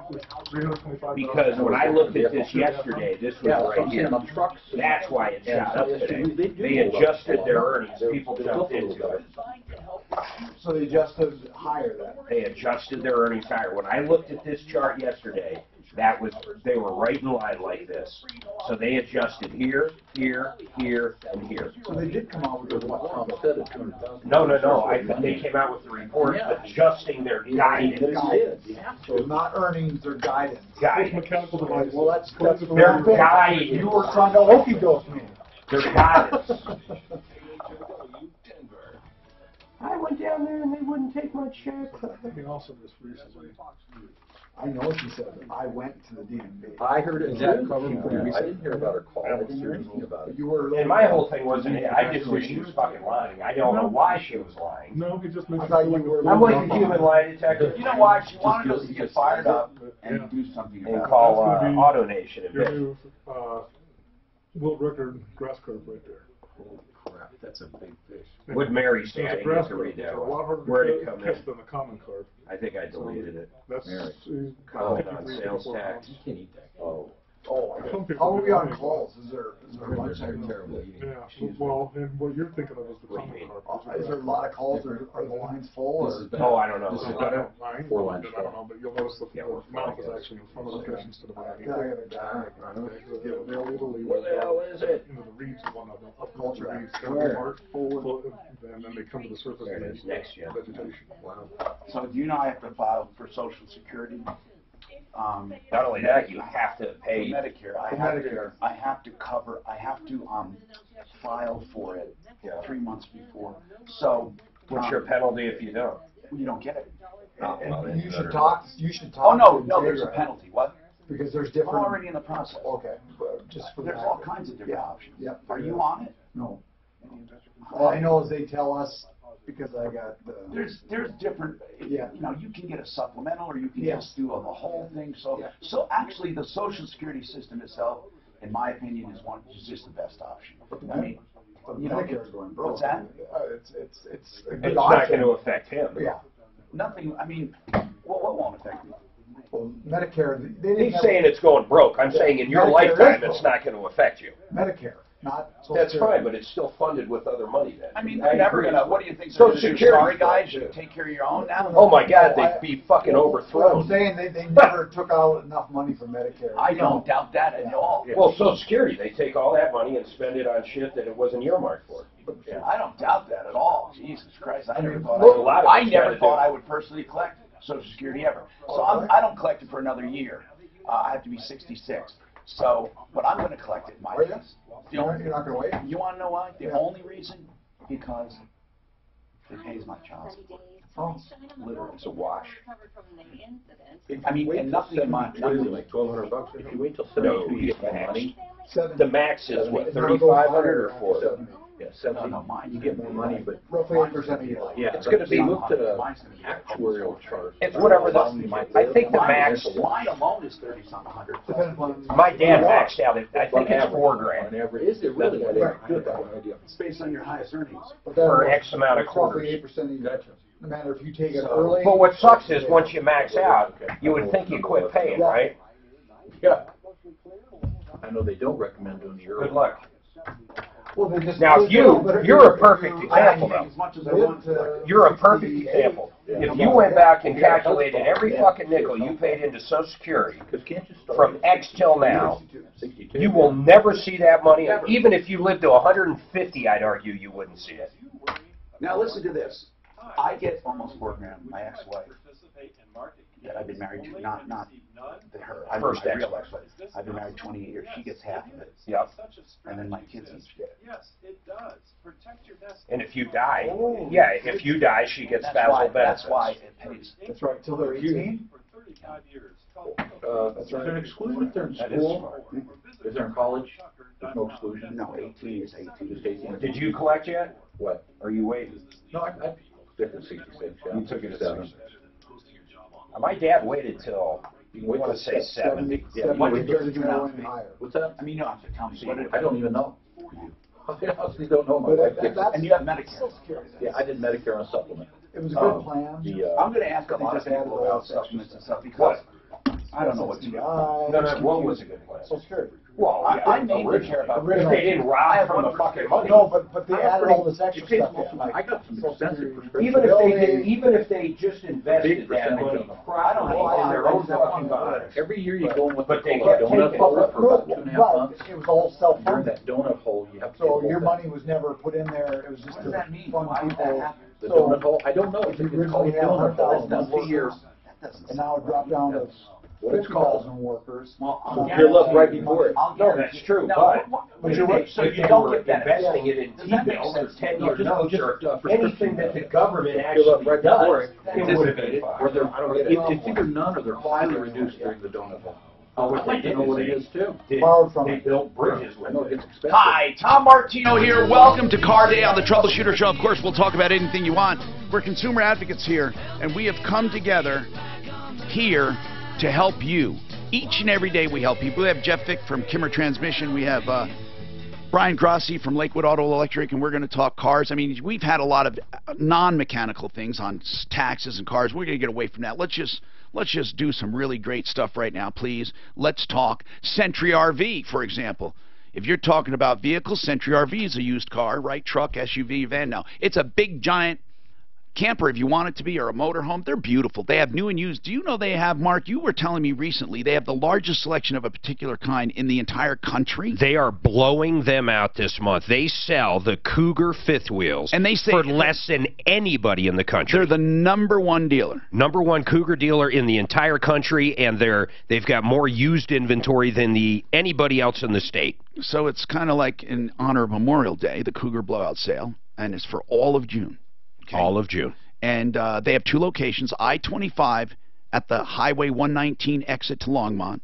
They're on that frontage road, and they have a service department up there. And then they have in Lakewood, just north of 6th Avenue, between Kipling and Sims, next to Woodley's, they have a 32,000 square foot facility.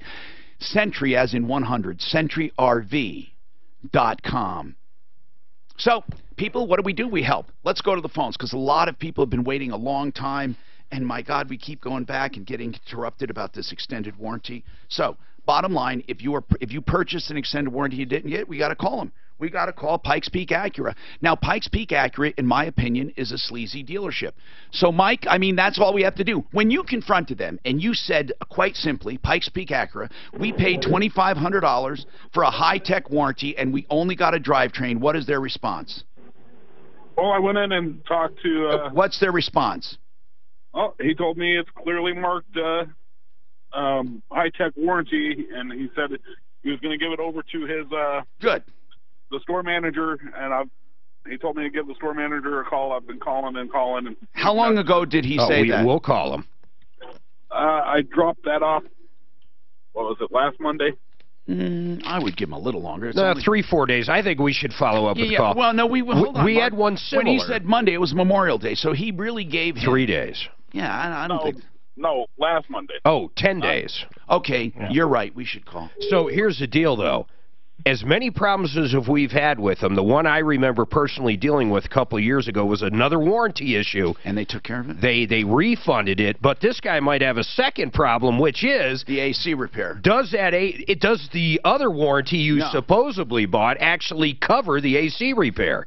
No. Well, when I talked to the warranty company, they said if I would have had the high-tech, or if it was high-tech through them, it would have covered the warrant, or the AC. Hold on then. So I think you can approach this in two ways. Demand a refund for the difference, and live with the lower one, the drivetrain, and then pay for your own repair, because that would be fair. It's like you had the drivetrain warranty from the beginning, but you get your money back. Or you insist that you get that high-tech warranty, and because it wasn't in effect, high-tech won't pay for it, but because it was their mistake, they should pay for that repair. How much is that repair going to be? It was $360. Oh, that's nothing. They should pay for that. What's your deductible? But the whole thing is when they bought the car, if you remember... Yeah, I remember. They had a lot of crap wrong with it. I remember, sir. Well, they wanted the warranty to be canceled out for they cover repairs. So Belco, which is the Wait, who wanted the warranty canceled out? My son-in-law and my daughter. Oh, hold on. So back in the beginning when they bought it, they canceled the warranty. They tried to, but Acura said it's non-cancelable unless the vehicle is considered a total loss or was sold. So you mean, are you positive they did not get any money back then? I'm positive. Okay. So, man, don't even bring that up. Why'd you bring that up, that they canceled the warranty? No. They wanted to cancel. I know. Why? Don't bring that up. Because you know what you're going to do? They're going to say, oh, yeah, when you asked that, that's when we canceled it. We did. So. I'm serious. You're going to give them ammunition if you mention it. So, okay. I think that, I'm telling you, I think you can go to small claims court and sue them. Well, I did talk to the district attorney here in Colorado Springs, and they told me to file a criminal case against them and contact the DMV and let them go in and do their investigation. A criminal charge? Well, I guess technically, if they, with intent, collected your money and paid for something lesser, I imagine... How the hell did you prove intent? Did the district attorney actually say they would prosecute that? Hello? Yeah, as long as I went through the DMV and filed a thing through the DMV. Then why don't you do that, Mike? Just do that. And then if they offer to plea bargain or to do a settlement, here's what you do. You make them invoke a high-tech warranty and then pay for the AC because you missed out on the AC. Here's the weird part, though. What happens if his cluster goes out or his radio goes out or anything else that would have been covered by this high-tech in another month? At what point does it end? At what point do they have to stop pretending it's there? I'm saying that when he does his settlement, he puts a start date on it, and he buys it, and then he collects for the one he missed out on because he had paid in good faith the $2,500, expecting to have the high-tech warranty. I think that you're already getting the help you need, Mike. Just as a discussion matter, I mean, though, he went to the DA. I mean, how much fine? He's already handling it. As a discussion matter, though, what if he wants that warranty? Is there any way to force that warranty, do you think? I just said yes, as part of their settlement. Yes, it's called specific performance. He paid $2,500 for it, and he didn't get it. I mean, but they won't go retroactive, so they would have to pony up the $350 for the AC. Technically, it's not high-tech warranty paying for it. I bet they'd only owe, though. I bet the maximum he'd ever get back is at $2,500. If he had $5,000 worth of repairs that would have been covered, it would have maxed out at that $2,500 anyhow. Whatever that warranty would have covered, let's say. Yeah. Let's say the warranty would have covered an engine if the engine blew. Sure. And the engine blows tomorrow. Yeah. Then they should do the engine. I think he could make the argument in small claims court for $6,000 saying that that even though he didn't get this warranty, they promised him he had it, he paid for it in good faith.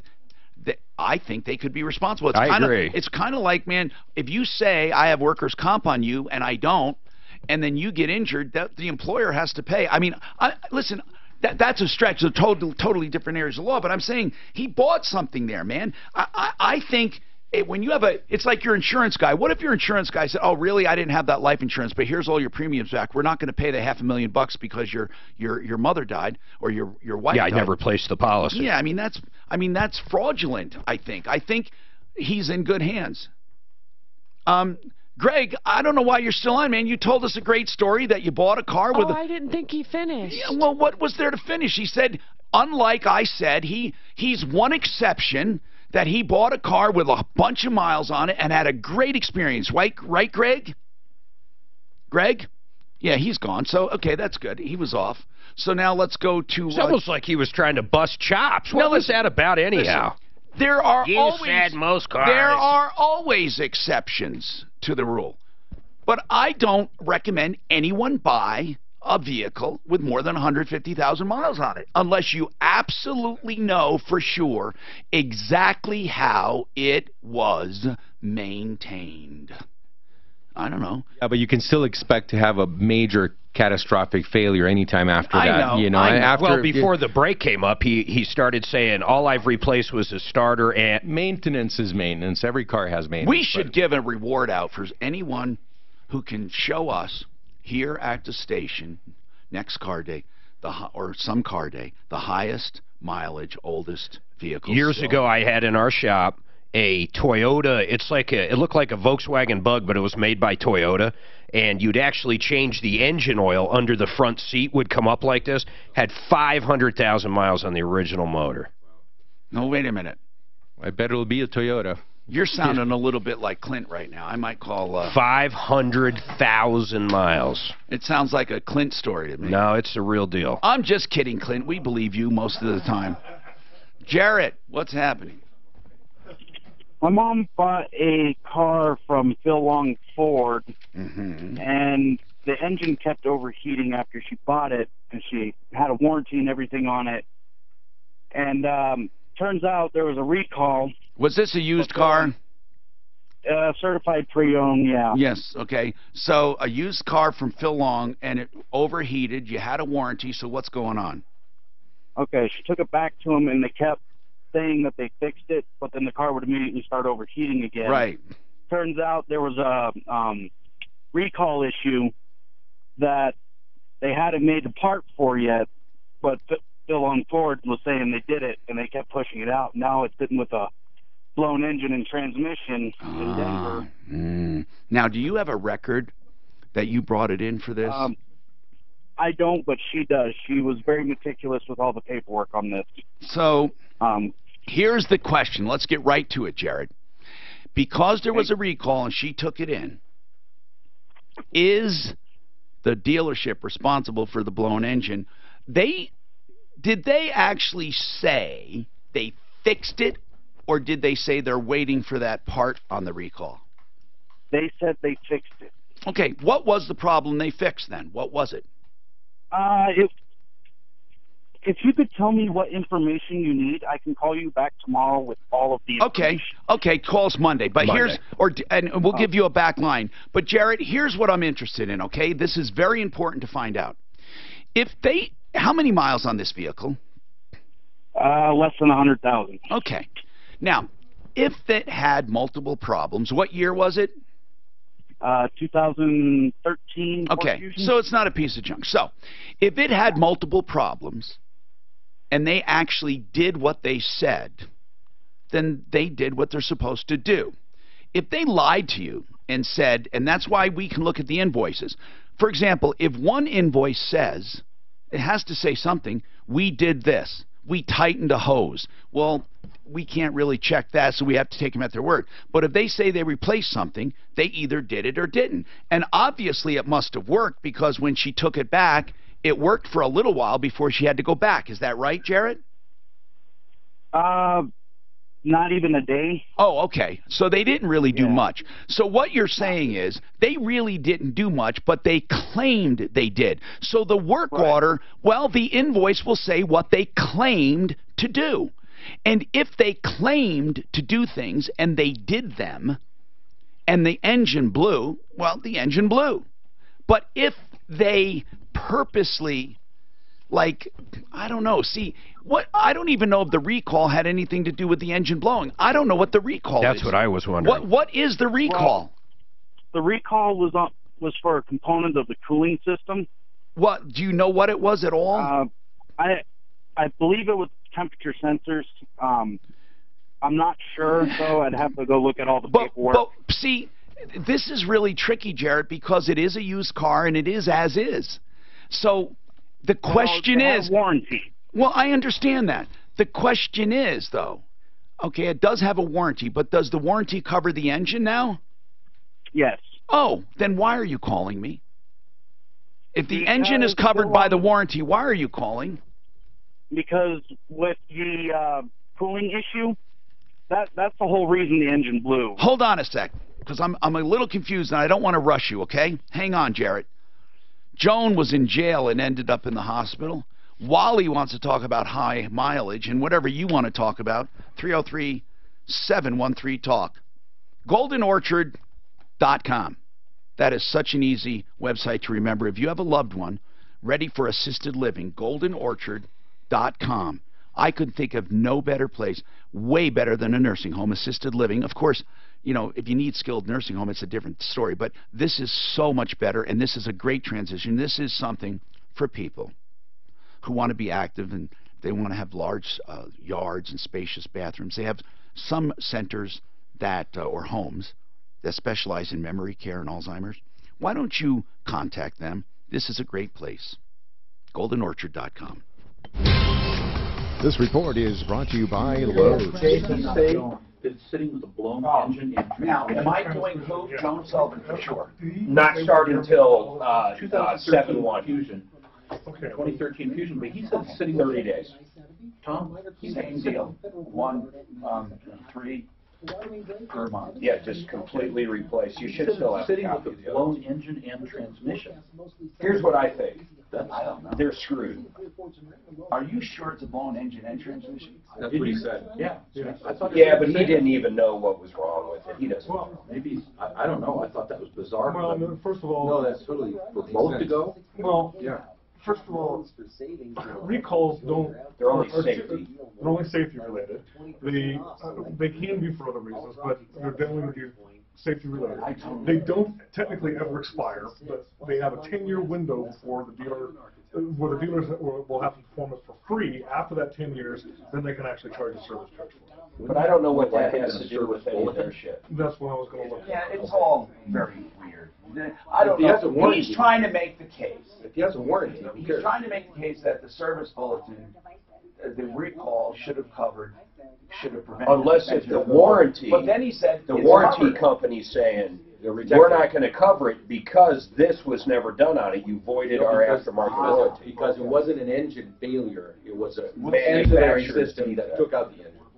Right, and if the moon was made of cheese, we could send fucking rats up there. I mean, we just don't know until we find out. They like peanut butter better. Yeah, but they ruin it. We wouldn't have a move. Do you think Golden Orchard's ever coming back? No, I'm going to call her next week. Do you think she's going like? Do you think she's done? I think with her husband passing away, it was pretty straightforward, man. Traumatic. With the rates, I bet they're full. I don't know.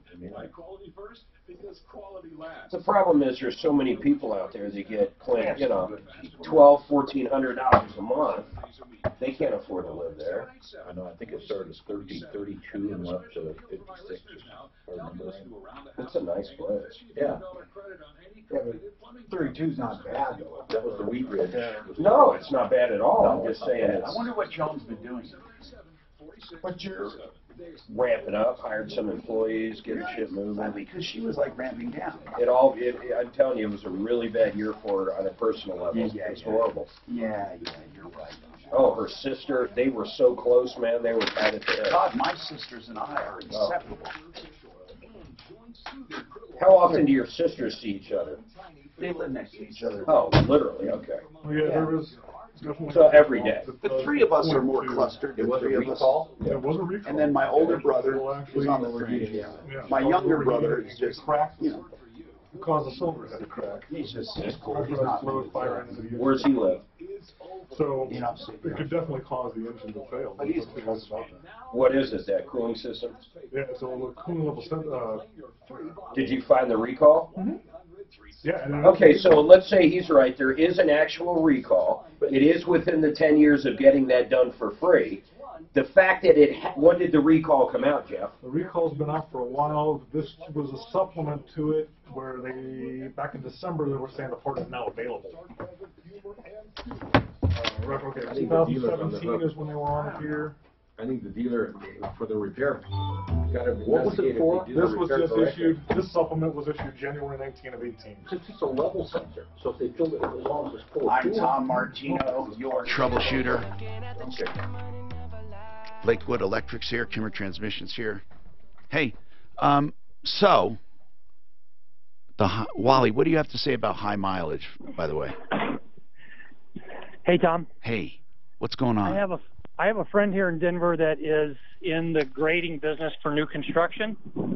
Yeah. He has a Ford Ranger that he bought new, and when I saw him this winter, he was at 730,000 miles, and the motor has never been out or broken apart. Wow. Only thing he's done is maintenance and clutches. That could be the winner chicken dinner right there. I mean, that's crazy. I couldn't believe it when I saw him this winter, and he had that many miles on it. Because the last time I seen him was about 500,000. Have him drive by during the show on a Friday, and we'll let him buy us lunch if he's not lying. No, I would love to have him come by. We should take pictures with high mileage cars. We should. Thank you. I never would have guessed a Ford, though. You guys, I mean, that's what engine's in that thing? Now listen, let's talk to Jared again. So Jared, I want to summarize this. You have an outstanding recall on this car. This car was brought to the dealer many times because of this overheating problem, and the dealer kept saying we took care of it but never did. Finally, the engine seizes and dies. It does have an extended warranty, or a warranty you purchased with it, or your mother or whoever, and now the warranty will cover this engine. Do I have that straight or not? Almost. Okay. What happened was that she took it to the dealership, and the dealership kept saying they fixed it. Yeah. Until it got pushed outside of the warranty. Oh, so when is the warranty up? The warranty ended a couple of months ago. And they kept delaying, and then the engine blew after the warranty. Correct. They kept saying that they fixed the recall when Ford had actually never issued the part. They didn't actually say they fixed the recall, did they? Or did they just say they fixed the problem? Or did they actually say there is a recall and we took care of it? Well, they kept saying they fixed the problem, and the same issue. How many times did they say they fixed it? 10. Wait a minute. And did they ever mention a recall? Not until the 8th or 9th time, and then they said they fixed the recall. What dealer? Phil Long, right? It's Phil Long. Is it Phil Long in the Springs? Yeah. Okay, when so you said it needed an engine, though, what happened? Was she driving it through a rod? What did it do? And you said the transmission, too. Yep. How does the transmission go at the same time? That doesn't happen. Well, it could happen what with happened heat. was is the engine kept overheating, and the overheating ate all the seals and blew the transcooler line. Okay, that could happen. It could happen. It could definitely happen. Is there any responsibility on her part for running it so hot? Yeah, well, I mean, the issue is whether those 10 previous repairs... What's that? The only people she let touch that car was Phil Long until after the warranty. I'm asking this. When she's driving along and she gets overheated, does she keep driving? Nope, she pulls over. And why would it seize the engine immediately?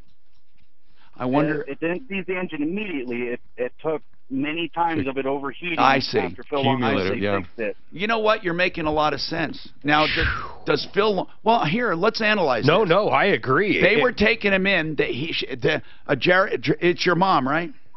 Yeah. Was taking it in religiously. 10 times. She did not neglect this car. They could have been different repairs. It could have been 10 different repairs. Were they 10 of the same exact problems that your mom said?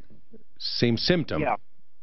Yep. All overheating. All overheating. You know what? If he truly has these invoices and they're all overheating related, and that warranty was in effect for some of them, I would say he's got a hell of a case. But how many miles were on it? You said almost 100,000?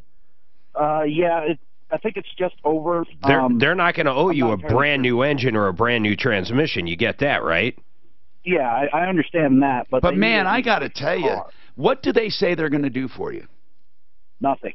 If you have 10 invoices, 10 of them, showing that it was in there religiously, they did not fix it, and then the engine blows, and it went right beyond warranty, what the hell? Come on. This problem happened while in warranty, and usually that warranty extends then. That's a paper trail, if I've ever heard of one. You have a paper trail. In fact... We got a big paper trail. All right, then let's get on it. Let's get it. We'll call the dealer for her. Yeah, we'll put this together. But, Jarrett, we need all the invoices. Before we even start, we need... You asked what we needed. We need the invoices and the extended warranty, okay?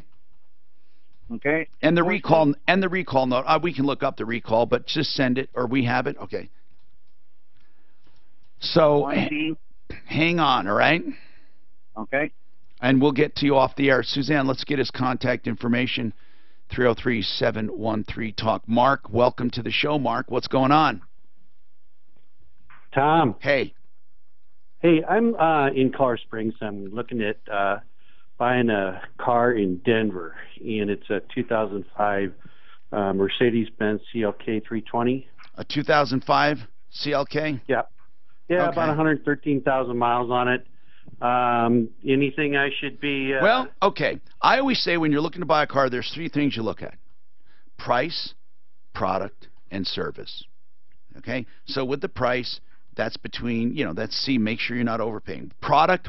Right. Did you research the product? Not particularly that unit, but both the product unit and category. Did you research the CLKs? I can tell you CLKs are great cars, okay? They're great cars. Now, what engine is in that? The 3.2. Okay, good everything. Now, what condition is it in, the product? Let's talk about the product, that unit. I went up and test drove it on Wednesday, and seemed like everything works, lights. Now you're going to do a title search on it. You got to do a Carfax on that, right? Or title search. Actually, it's from a used car dealer, and I asked them to send me the Carfax. Good. That's what you want. And any service records they might have. Okay. How much is it? I've been looking on TrueCar and Cars.com and all kinds of other places, and they got a price just right at NADA Guides. Which is what? 6 what? 6,000. God, that's a reasonable price. What do you guys think? You deal with cars every single day. Yeah, we'll talk. What do you think? Price range in the product? Well, it sounds like the price range is okay so far. Price, product so far good. So, now, Let's talk about service. When I say in general, when people look for a car, price, product, and service, what I mean is not necessarily where you're buying it from, but can you get cars serviced? I mean, people literally buy cars sometimes. Hard to get parts, hard to get this. We're not talking about that in this case. Or super expensive. Yeah, in this case. That was going to be my next thing. He's in looking this at case, $6,000 car that could, a repair can cost you that on this car. Yeah. Cats. Really? Okay, 113,000 miles. But, man, I have never once heard of a Mercedes transmission blowing before 150,000 miles. Have you? It's a little. Come on down. I can show you. No. He's got pallets of them. No. Without off the cuff, seriously. In general, you're telling me it often happens? Oh yeah. I don't care which manufacturer you're talking about. Once they hit 100,000 miles, they're all open for market. So you're saying even Mercedes over 100, he can maybe count on a transmission, depending on how it's been maintained and how it's been driven. Yeah. But more likely than not. But in his case, what's worrying me more than the transmission and engine is all the nickel and dime stuff that you're going to encounter in that car. It's going to be little switches. Calipers. It's going to be why? Though? It's going to be it's only, warning lights. How many years old? 13 years old. Not that many miles for the years. I mean, really, it doesn't sound like it was abused. I think suspension stuff. I mean, those struts, if they haven't been replaced, there's a lot of stuff. Well, he's going to do a pre-buy inspection, I hope, right? Where would I take it up in Denver for that? Well, you would have SOS inspections go to it. Okay. Or automotive MDs. Okay. Yeah, they'll go right to that place, and they won't let you do that. Then you got to be very suspect. Okay. Now, as far as the, does it have a timing chain or timing belt? That one should have a chain, I think. That's going to have a timing chain. It's a 3.2-liter V6. I'm pretty sure it's a timing chain. Engine-wise, they're solid. Transmission-wise, they're solid. I actually had that car. My wife had that car for a while. We loved it. But at the end of the what day, nickel and dimed you? What's that, Mark? What nickel and dimed you? You said you had that car. No, you warned him about that. Like starters, alternators, brakes? No, just a little interior stuff that would break and start to wear, and instead of wearing, things would break. Little switches, little nuisances like that were just a little annoying after mileage that you can expect after 100,000 miles. And I tried to do every little switch in that car while I had it. According to this, with a Mercedes, that it will easily, if maintained, last 200,000 miles on a transmission. But then you can most definitely. But Jeff Vick says you have to make sure it was meticulously maintained for that. Well, and the other thing is what I'm getting to is you're getting into a $6,000 car, and that sounds like a great price point, but the average repair on this car is going to be more than if you were buying a Chevy or if you were buying a Toyota. Okay, so, I can see that what you're saying. Okay, so don't get disillusioned by the entry price of this car. And did you try to negotiate it? I mean, did it start out at 6? No. What did it start at? 7. Okay. So shoot him another number, 5. I'll tell you what, for $6,000, it's a very tempting purchase. It's a beautiful car. I found a lot of them for that. Yeah. Yeah. How much would the inspection be on it? They're about $100, man. Okay. Yeah, just call them. I mean, they'll meet you Norris or Paul Adams, or I'm not sure with AutoMD. It's either Norris or Bob. No, Bob sold it years ago. Not him. I thought Bob. Wait, Paul. I can't think of his name. Is it Paul? Paul's like. Yeah, sorry. Paul. Is it? I think so. Okay. Anyway, I'm sorry, but Rob with AutoMD. Yeah. Doesn't Paul Adams own it still? Used to. Okay. All right, but they're good people. They've always been good people. Oh, we've known all three. And they're on our referral list at referrallist.com. So is Ideal Home Loans. Listen, right now, interest rates have dipped. That's good. But the real deal is values are high. If you need to do home improvement loans or something, don't ever get overextended. But the good thing about Ideal Home Loans, they're going to pre-qualify you if you want to be qualified before shopping for a home, and then they're going to do it based on what you feel comfortable paying, plus if you qualify. So they look into both. They also do credit optimization, which means they will advise you on your credit on how to get the best interest rate. Did you know you can save 0.25% if your FICO goes up a little, and they can teach you how to make your FICO go up. They'll do it for you, actually. And I'm not talking about like months of building credit. I'm talking about like normal little things. You could already be approved, but by transferring a balance here or there or doing something very simple, you can really make a difference, and they help you do that free of charge as part of their service. They also have the interest rate guarantee.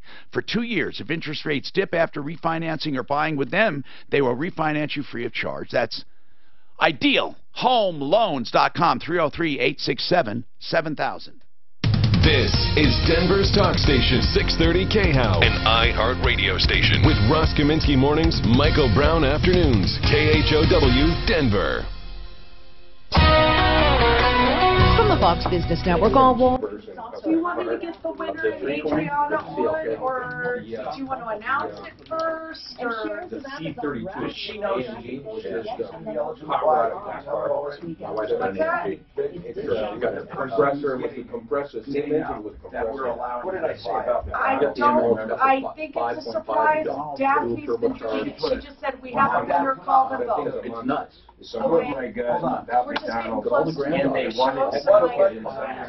Hold on. 98 through 2008. I've never had to do window switches, seat switches, like your switches. I told her we wanted to surprise that, but I can get those robots. recognized. Say something And you know about the that? parts on those things used to be unbelievable. I think it was They're not not expensive now. When they hit a certain age, they drop. Were we talking about eating dogs yesterday? Huh? Maybe I said this. Why'd you say something racist? Are they playing? No, it's a compliment. I'm going to read it. It's funny. There's a whole group of, Beth, show, there's a whole group of people that listen to us On YouTube in England. In England, a whole group of teachers.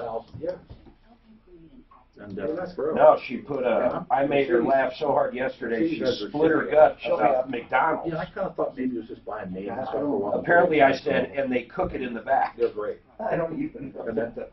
It must have been about the Ming. Little V6 that Were we talking about that yesterday? Yesterday or the day before. Crank sensor. Crank sensor, yeah. Crank position sensor, yeah. Crank position sensor, that's all I've ever put. I put them in all of them. Yeah, because I found out it was a common problem. It was yesterday as far as the. But other than that, It was the taking the dog into Costco. No, they're pretty solid.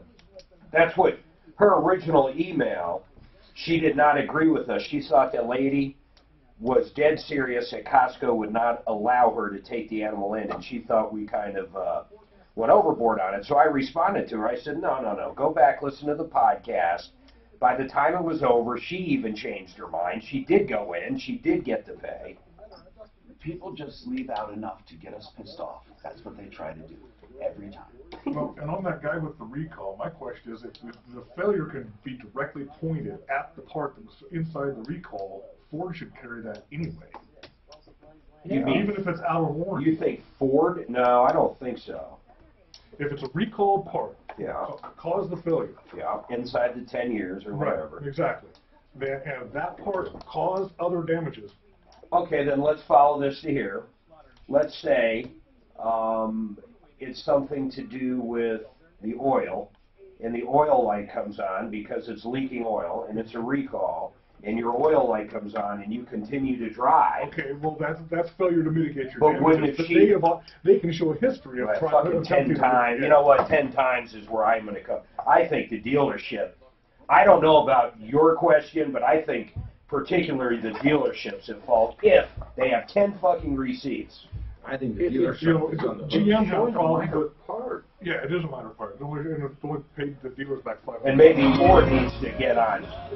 Maybe the dealership needs to get on Ford. Is this me? Oh. So GM had a problem with a joint venture transmission that they did with Ford in the 60s, 70s. They would break. I need to know something about just spring inside it. It would cause drums to go bad and everything else. I can bank on these things. I need the story. I don't know, Jason. For Jason, when GM actually here she comes. Things, they actually started reimbursing customers who already paid. I need the story about Justin, so get on a microphone here, and let's talk. You know all about Justin? You have the right That is so curious. Did I send it? I sent it to you. You did send it to me. Yeah. 100,000 miles. Earlier. Here? So look for, Which one? Here's what I'm guessing, though. Knee truck? This one? They have maybe one or two the picture to Dan. where they fix something. For example, they put a thermostat in, they did something. But if they Let me really forward have this 10 to you, Dan. invoices, or they might all have check overheating. This is enough of an issue. Dan, I want you to get a picture of. They're actually promising But not recalls on until- salvage. That's the guy with the little boy, right? Oh, what? Yeah, with the baby girl. On And then the salvage? story. Well, vehicles are I like them. I agree. Is it And then because if it's you so... go down. Because it's such a So prevalent I just problem, and love it's causing that, such a big obviously he's it's been causing using the cylinder heads to 74 crack. Yeah. And if a head 250 cracks, for a you long will time, so that's exhaust good. the combustion chamber full of air. Do you want me to go in there? Because I can't be this close to you. On the radio. You can go in. I'll go in there. No, you. I'll go in there. If I'm sitting too close to him, he gets feedback. Yeah. Gotcha. Oh, I thought it was something personal for a minute. You're up. I still haven't got it. I'm Tom Martino, your troubleshooter. Quickly, I want to mention something. Adriana is such a nice woman. God, she's so guilt-ridden. She's so honest. She just wants to disclose everything. She calls and says, I have a truck. I want to sell it. And it's a downsized truck. It's a wonderful truck, GMC version of the Colorado. It's a pickup truck. It's got four-wheel drive, and it's got four-door cab. It's got new tires, new brakes. It's got pretty good, darn condition. And it's worth in the neighborhood of 5 to 6, and really in this condition. And however, there are some slight problems. She said, Tom, you know, it overheats a little, and there might be an electrical drain, and it might need some work. Is that right, Adriana? Okay, that's what it was. Anyway, so in any case, she said there were some problems, and here's the bottom line. Even if you have to put money into it, I think it's worth it. But we wanted to find somebody, she wanted to find somebody, somebody deserving, she said. And we didn't want, this is not a truck, this is a king cab and stuff. This is not a truck for someone on the brink. We need someone who can afford to fix it, or, you know, the minor things, and to keep it running, get it registered and insured. But we wanted to find a family that could really use it. And so we took letters from all kinds of people. Why? Because Adriana only wanted $1,500 for it. How many letters did we get? Oh my God, dozens and dozens. So I wanted to basically find someone, and Daphne helped, and Suzanne helped, and then we ran it past Adriana to find the right one. And she's selling it for $1,500, and I thought that was a steal. What year is it, Tom? Sorry. What year is it? It's 05, I believe. 05? Yeah, it's a really good one.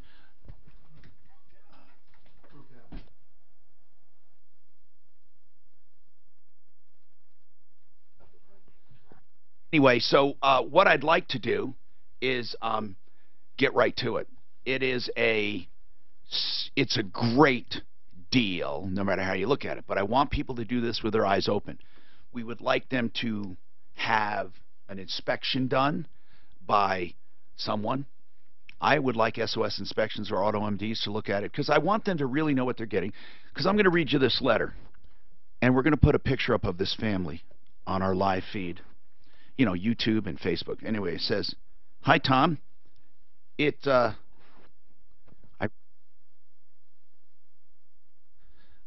are looking for a new vehicle for the family. I have an old 74 fried F-250 that now needs a lot of work. And with our 3-month-old little daughter, I don't feel it's safe for her to ride in, and need a truck for my work, too. You know, a family vehicle for my wife.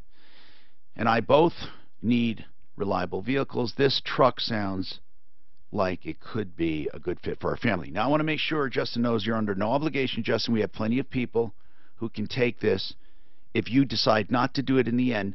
But, Justin, I wanted to let you know, to the goodness of Adriana, the kindness of Adriana, you were able, and she was the final selector after we screened them for her, that we decided on you and your family. Justin? Yes. Are you there? Yes, you're there. So, thank you for sending the letter, and for listening, and for the picture. You have an adorable girl. Oh, my God. This girl, she broke the cuteness meter. Yes, we get that all the time. Oh, you must be stopped. You must literally be stopped when you're walking her, or in. She is adorable. How old is she in this picture? That was just a couple weeks ago. So she's 3 months. About 10 weeks. Mm-hmm. Newborn. Yeah. So, you understand the truck might be worth anywhere in the neighborhood. We didn't really put a price on it. 4 to 6. We're thinking. I mean, you know, what's really important is she's very honest. It seems to be pretty reliable. Is she still on, Daphne? Now I can talk. Okay. So, you know, Adriana, we know you're not trying to pull a fast one. In fact, I think you're overly nervous about it. You know, you're so good about this, saying, "Oh, Tom, I don't know if I should, you know, what I should do." And we're just letting everyone know, you know, this is just an open deal. We're not trying to sell something to make money. Definitely you could have gotten more money for it, no matter what you think, Adriana. And he's going to have it inspected, okay? Yes, sir. Okay. Sounds great. And you helped pick this family, Adriana. Yes, I did. Yeah, did you think, I mean, this is crazy. This baby is so cute. Now, Justin, I think maybe the baby did it. I'm not sure. You know, come to... I was down to like five different people. 5 different people, Adriana? That's Mhm, good. mhm. And this is a great idea you had, and I really appreciate you letting us in on it. Thank you. No, Tom, I appreciate you. I've been listening to you since 30 years ago. So. Wow, good. And I'm about to retire, and I think this is great. And listen, by the way, we said Justin's going to have it inspected, and Justin, you're under no obligation, but let's at least start with you, and I think you'll like it, and we'll make all the arrangements. So, you know, as far as getting inspected when you want and stuff, but we're going to hand you over to Daphne, and she's been working with you. Okay. Anything else, Justin? No, thank you, Tom, for setting this up. And we appreciate it. What's your daughter's name? I forgot to ask the most obvious question. Scout. Are you kidding me? Her name is Scout? Do you have American? Do you have Native American in your family anywhere? Very, very little, but. Where'd you get the idea for Scout? My wife. She actually came up with it. Why? Yes. Why Scout? I love that name. Why? I don't know. We everybody asks as if it's from To Kill a Mockingbird, but it wasn't from that actually. But she just liked the name. That is. Does she have a middle name? Francis. It's after both of our grandmas. Okay. Well, listen. We'll make the arrangements, Justin, and we'll check back with you. This little girl, goodness, is she cute. Hey, I want to give a shout out real quick. We've got listeners over in England. Tammy and all these teachers, they listen every single I love day. it. Then we have a bunch up in Alaska, not to diminish what you're saying, but and around. But that little town in Russia. To our British folks, we love it. How about, let me ask you, she says something here I'm curious I want to get her on the phone on the show. She says, well, she listens podcasts. She'll be listening to this tonight. Oh. She says, you always say that when you say, what do you say? I'll ask you this way. Do you say, I feel bad, or I feel badly? I say I feel badly most. That's incorrect, she says, and it drives her nuts. And she says, I always get it right. I'm just saying. Yeah, right. Listen, I use it as a modifier of feel, and I feel, and then badly is the modifier, therefore the adverb. I don't know. That's just the way I do it. So because she's a teacher, I think she's right. Well, maybe not. You know how many people say do that quick? It's do it quickly, and whether she likes it or not. I mean, now they might be two different things. So I'm not gonna. You need to watch your grammar, though. Yeah, sure. I know I'm a big offender. I know, and thank you for correcting me, Mark. Mark can't get that right because he never feels bad. 303-713-TALK. Listen, I'm going to come right back. We got comments on this Mercedes. Then Jason, Angela, Gigi, please stick around, okay? This report is brought to you by your local Ford store. Northbound I-25 near Happy Canyon. Relationship might be right on that is one. good as it's going to be for a long time. Is this live? This has got to be live. I want to hear this, damn it. He says, can we share a dog sometime? He says, I want woof woof. Not bang bang. Pretty crazy, man. We share woof woof, not bang bang. Achieved a lot. Does that mean you get a bunch of koalas? Oh, dude, if he gets the Nobel Peace Prize, the fucking liberals will shoot themselves in the head. He deserves it. Good thing about Chihuahua. I would like him seeing he turn pulls it this down. off. He deserves a Nobel Peace Prize. I would like to see him turn it down. And just say, take this, and donate it. You gave it to Obama for nothing. Yeah. The day that Obama got it, he killed like 20,000 people in Afghanistan. The most ridiculous thing ever, wasn't it? Yeah. It was like 12 days after you become president. He's talking about ending the Korean War.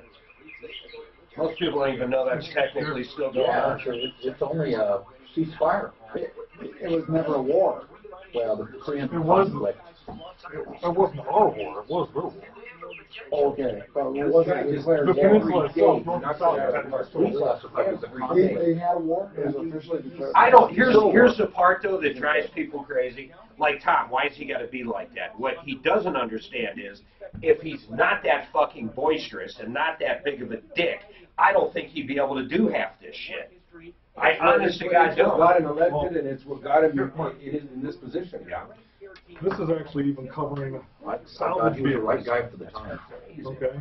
They're anticipating other repairs. There is an avenue for them to reach out to Ford for additional repairs. So this guy. So they have a pre-approval up to $500. Anything over that, they have to contact Ford before they continue. Let's make sure we bring this up. Is he still on? No. He's not. Okay. So call him on that though. Do we have? So, I mean, but if Phil Long's not getting it done, go someplace else. Anywhere else. Okay. Let me make sure that paper trail, he should be covered. Suzanne, somebody dropped the ball. And Ford, you know, on a recall like this, our recall part caused the failure. I mean, if they had a recall on brakes and somebody died, there'd be a wrongful death. You know why it's safety? It's because it can blow the engine. Right. Yeah, because it cracks the cylinder head. Yeah, it can create an accident. I mean, really, that's why it's safety. So I think this is a no-brainer. They'll probably end up getting a Ford remand. I think I agree with you. And you'll end up getting this fucking transmission done because it led to that failure. It might be in the. But how does fucking Ford, if he's correct, how does that Phil Long let it in and out of there 10 times, knowing this shit? Well, and the part's been available since January. So they were supposed to, according to this, there was a hierarchy. Info? There was a hierarchy in how it's supposed to be. See if we can get him back on, Clint. Have Suzanne, if you got his info. There was a hierarchy in the way it was supposed to be handled, in the sense that customers inside. Phil Long Ford problem. Customers inside that were currently in the. Jeff's got this one knocked out. This Phil Long Ford. I agree with him too. This thing should be covered in every aspect. To the point. It's a recall that actually covers salvage vehicles. Have you ever even heard of that? Salvage vehicles were included in this recall. No, but no. They do that to legally cover themselves. I've seen that before. Yeah, because they're anticipating other repairs being necessary. They give the dealerships up to $500. Don't call us. Over that, call us. Hi, Tom Martino, your troubleshooter. Tom's got a comment on buying a Mercedes, and I want to get a bunch of stuff in here. Go ahead, Tom. What are your comments on buying that Mercedes, that CLK? Yeah, just a couple real quick things. I owned one. They're pretty solid cars. They do sometimes suffer from crank position sensor failures. But the one thing to keep in mind is that little 3.2 holds 8.5 quarts of full synthetic oil. Wow. Oil changes are a fortune. Well, thank you, though, for those comments. Little things like that mean a lot. They really do. All right, Jared, back to this Phil Long thing now. Remember, you said... Jeff's done a ton of work behind the scenes. There was a recall on this, a very serious recall. They didn't do it. You brought it in 10 times, and they kept claiming they did it. The engine finally blew. We're going to help you with this thing, but what did you find out? Well, basically, Jeff Vick, Kimmer transmission. The part, they actually sent out a supplement for the recall itself because the part became available back in January. But Ford has an avenue anticipating that other repairs may potentially be necessary because of other damages caused by the actual failure itself. The dealerships have the ability for up to $500. They don't have to contact Ford, but they have an open channel to Ford for any damages over that $500 repair. So this should be a no-brainer. Ford should be on the horn with this one. All right, we're going to start. Who's taking this one to begin with? Are you okay? And 303-713-TALK. Jared? Yes, sir. You got a pretty good case here. And we want to help you with it, okay? So get that paperwork together for us, all right, man? Oh, I will. I'll be getting it together tonight. Thank you, man. Thank you. What's your mom's first name? Victoria. Tell her, Victoria, we're going to help. Okay. Jason, what's going on with you, Jason? Sorry for the wait. What's happening, sir? Oh, I'm just trying to find out if I got a case or... All right, what's going on? Whatever. Tell me what's happening, and then we'll run it by an attorney. What's going on?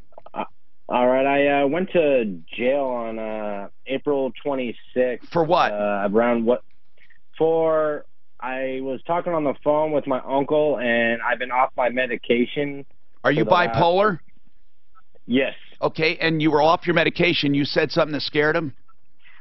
No, I didn't say something that scared him. He was demanding me to bring my grandma down to see him while he was in jail. And what did you say? And I said, I'll see what I can do, but I can't, I don't remember my exact words. Why did you get arrested? Let's skip to that part. I don't know what this phone call has to do with it. Okay, so after I told him I loved him, and I don't like talking to my uncle because of what he's done. Okay, being there to begin with. So how'd you get arrested? But, I lost my temper and I broke a window and Where? A car. I do in-home care, taking care of my grandma, and I've been taking. Where'd you break the window? Where'd you break the window? I broke the window it's like a door that leads from the kitchen to the back. Who called the police? I don't know who called the police. Okay, and then the police showed up. The police showed up. Were you arrested on domestic violence? Nope. What were you arrested for? They got me for neglect and criminal mischief. For your grandma, the neglect on your taking care of your grandma? Yeah. Okay, so you ended up in jail, and what else? Now, what's going on?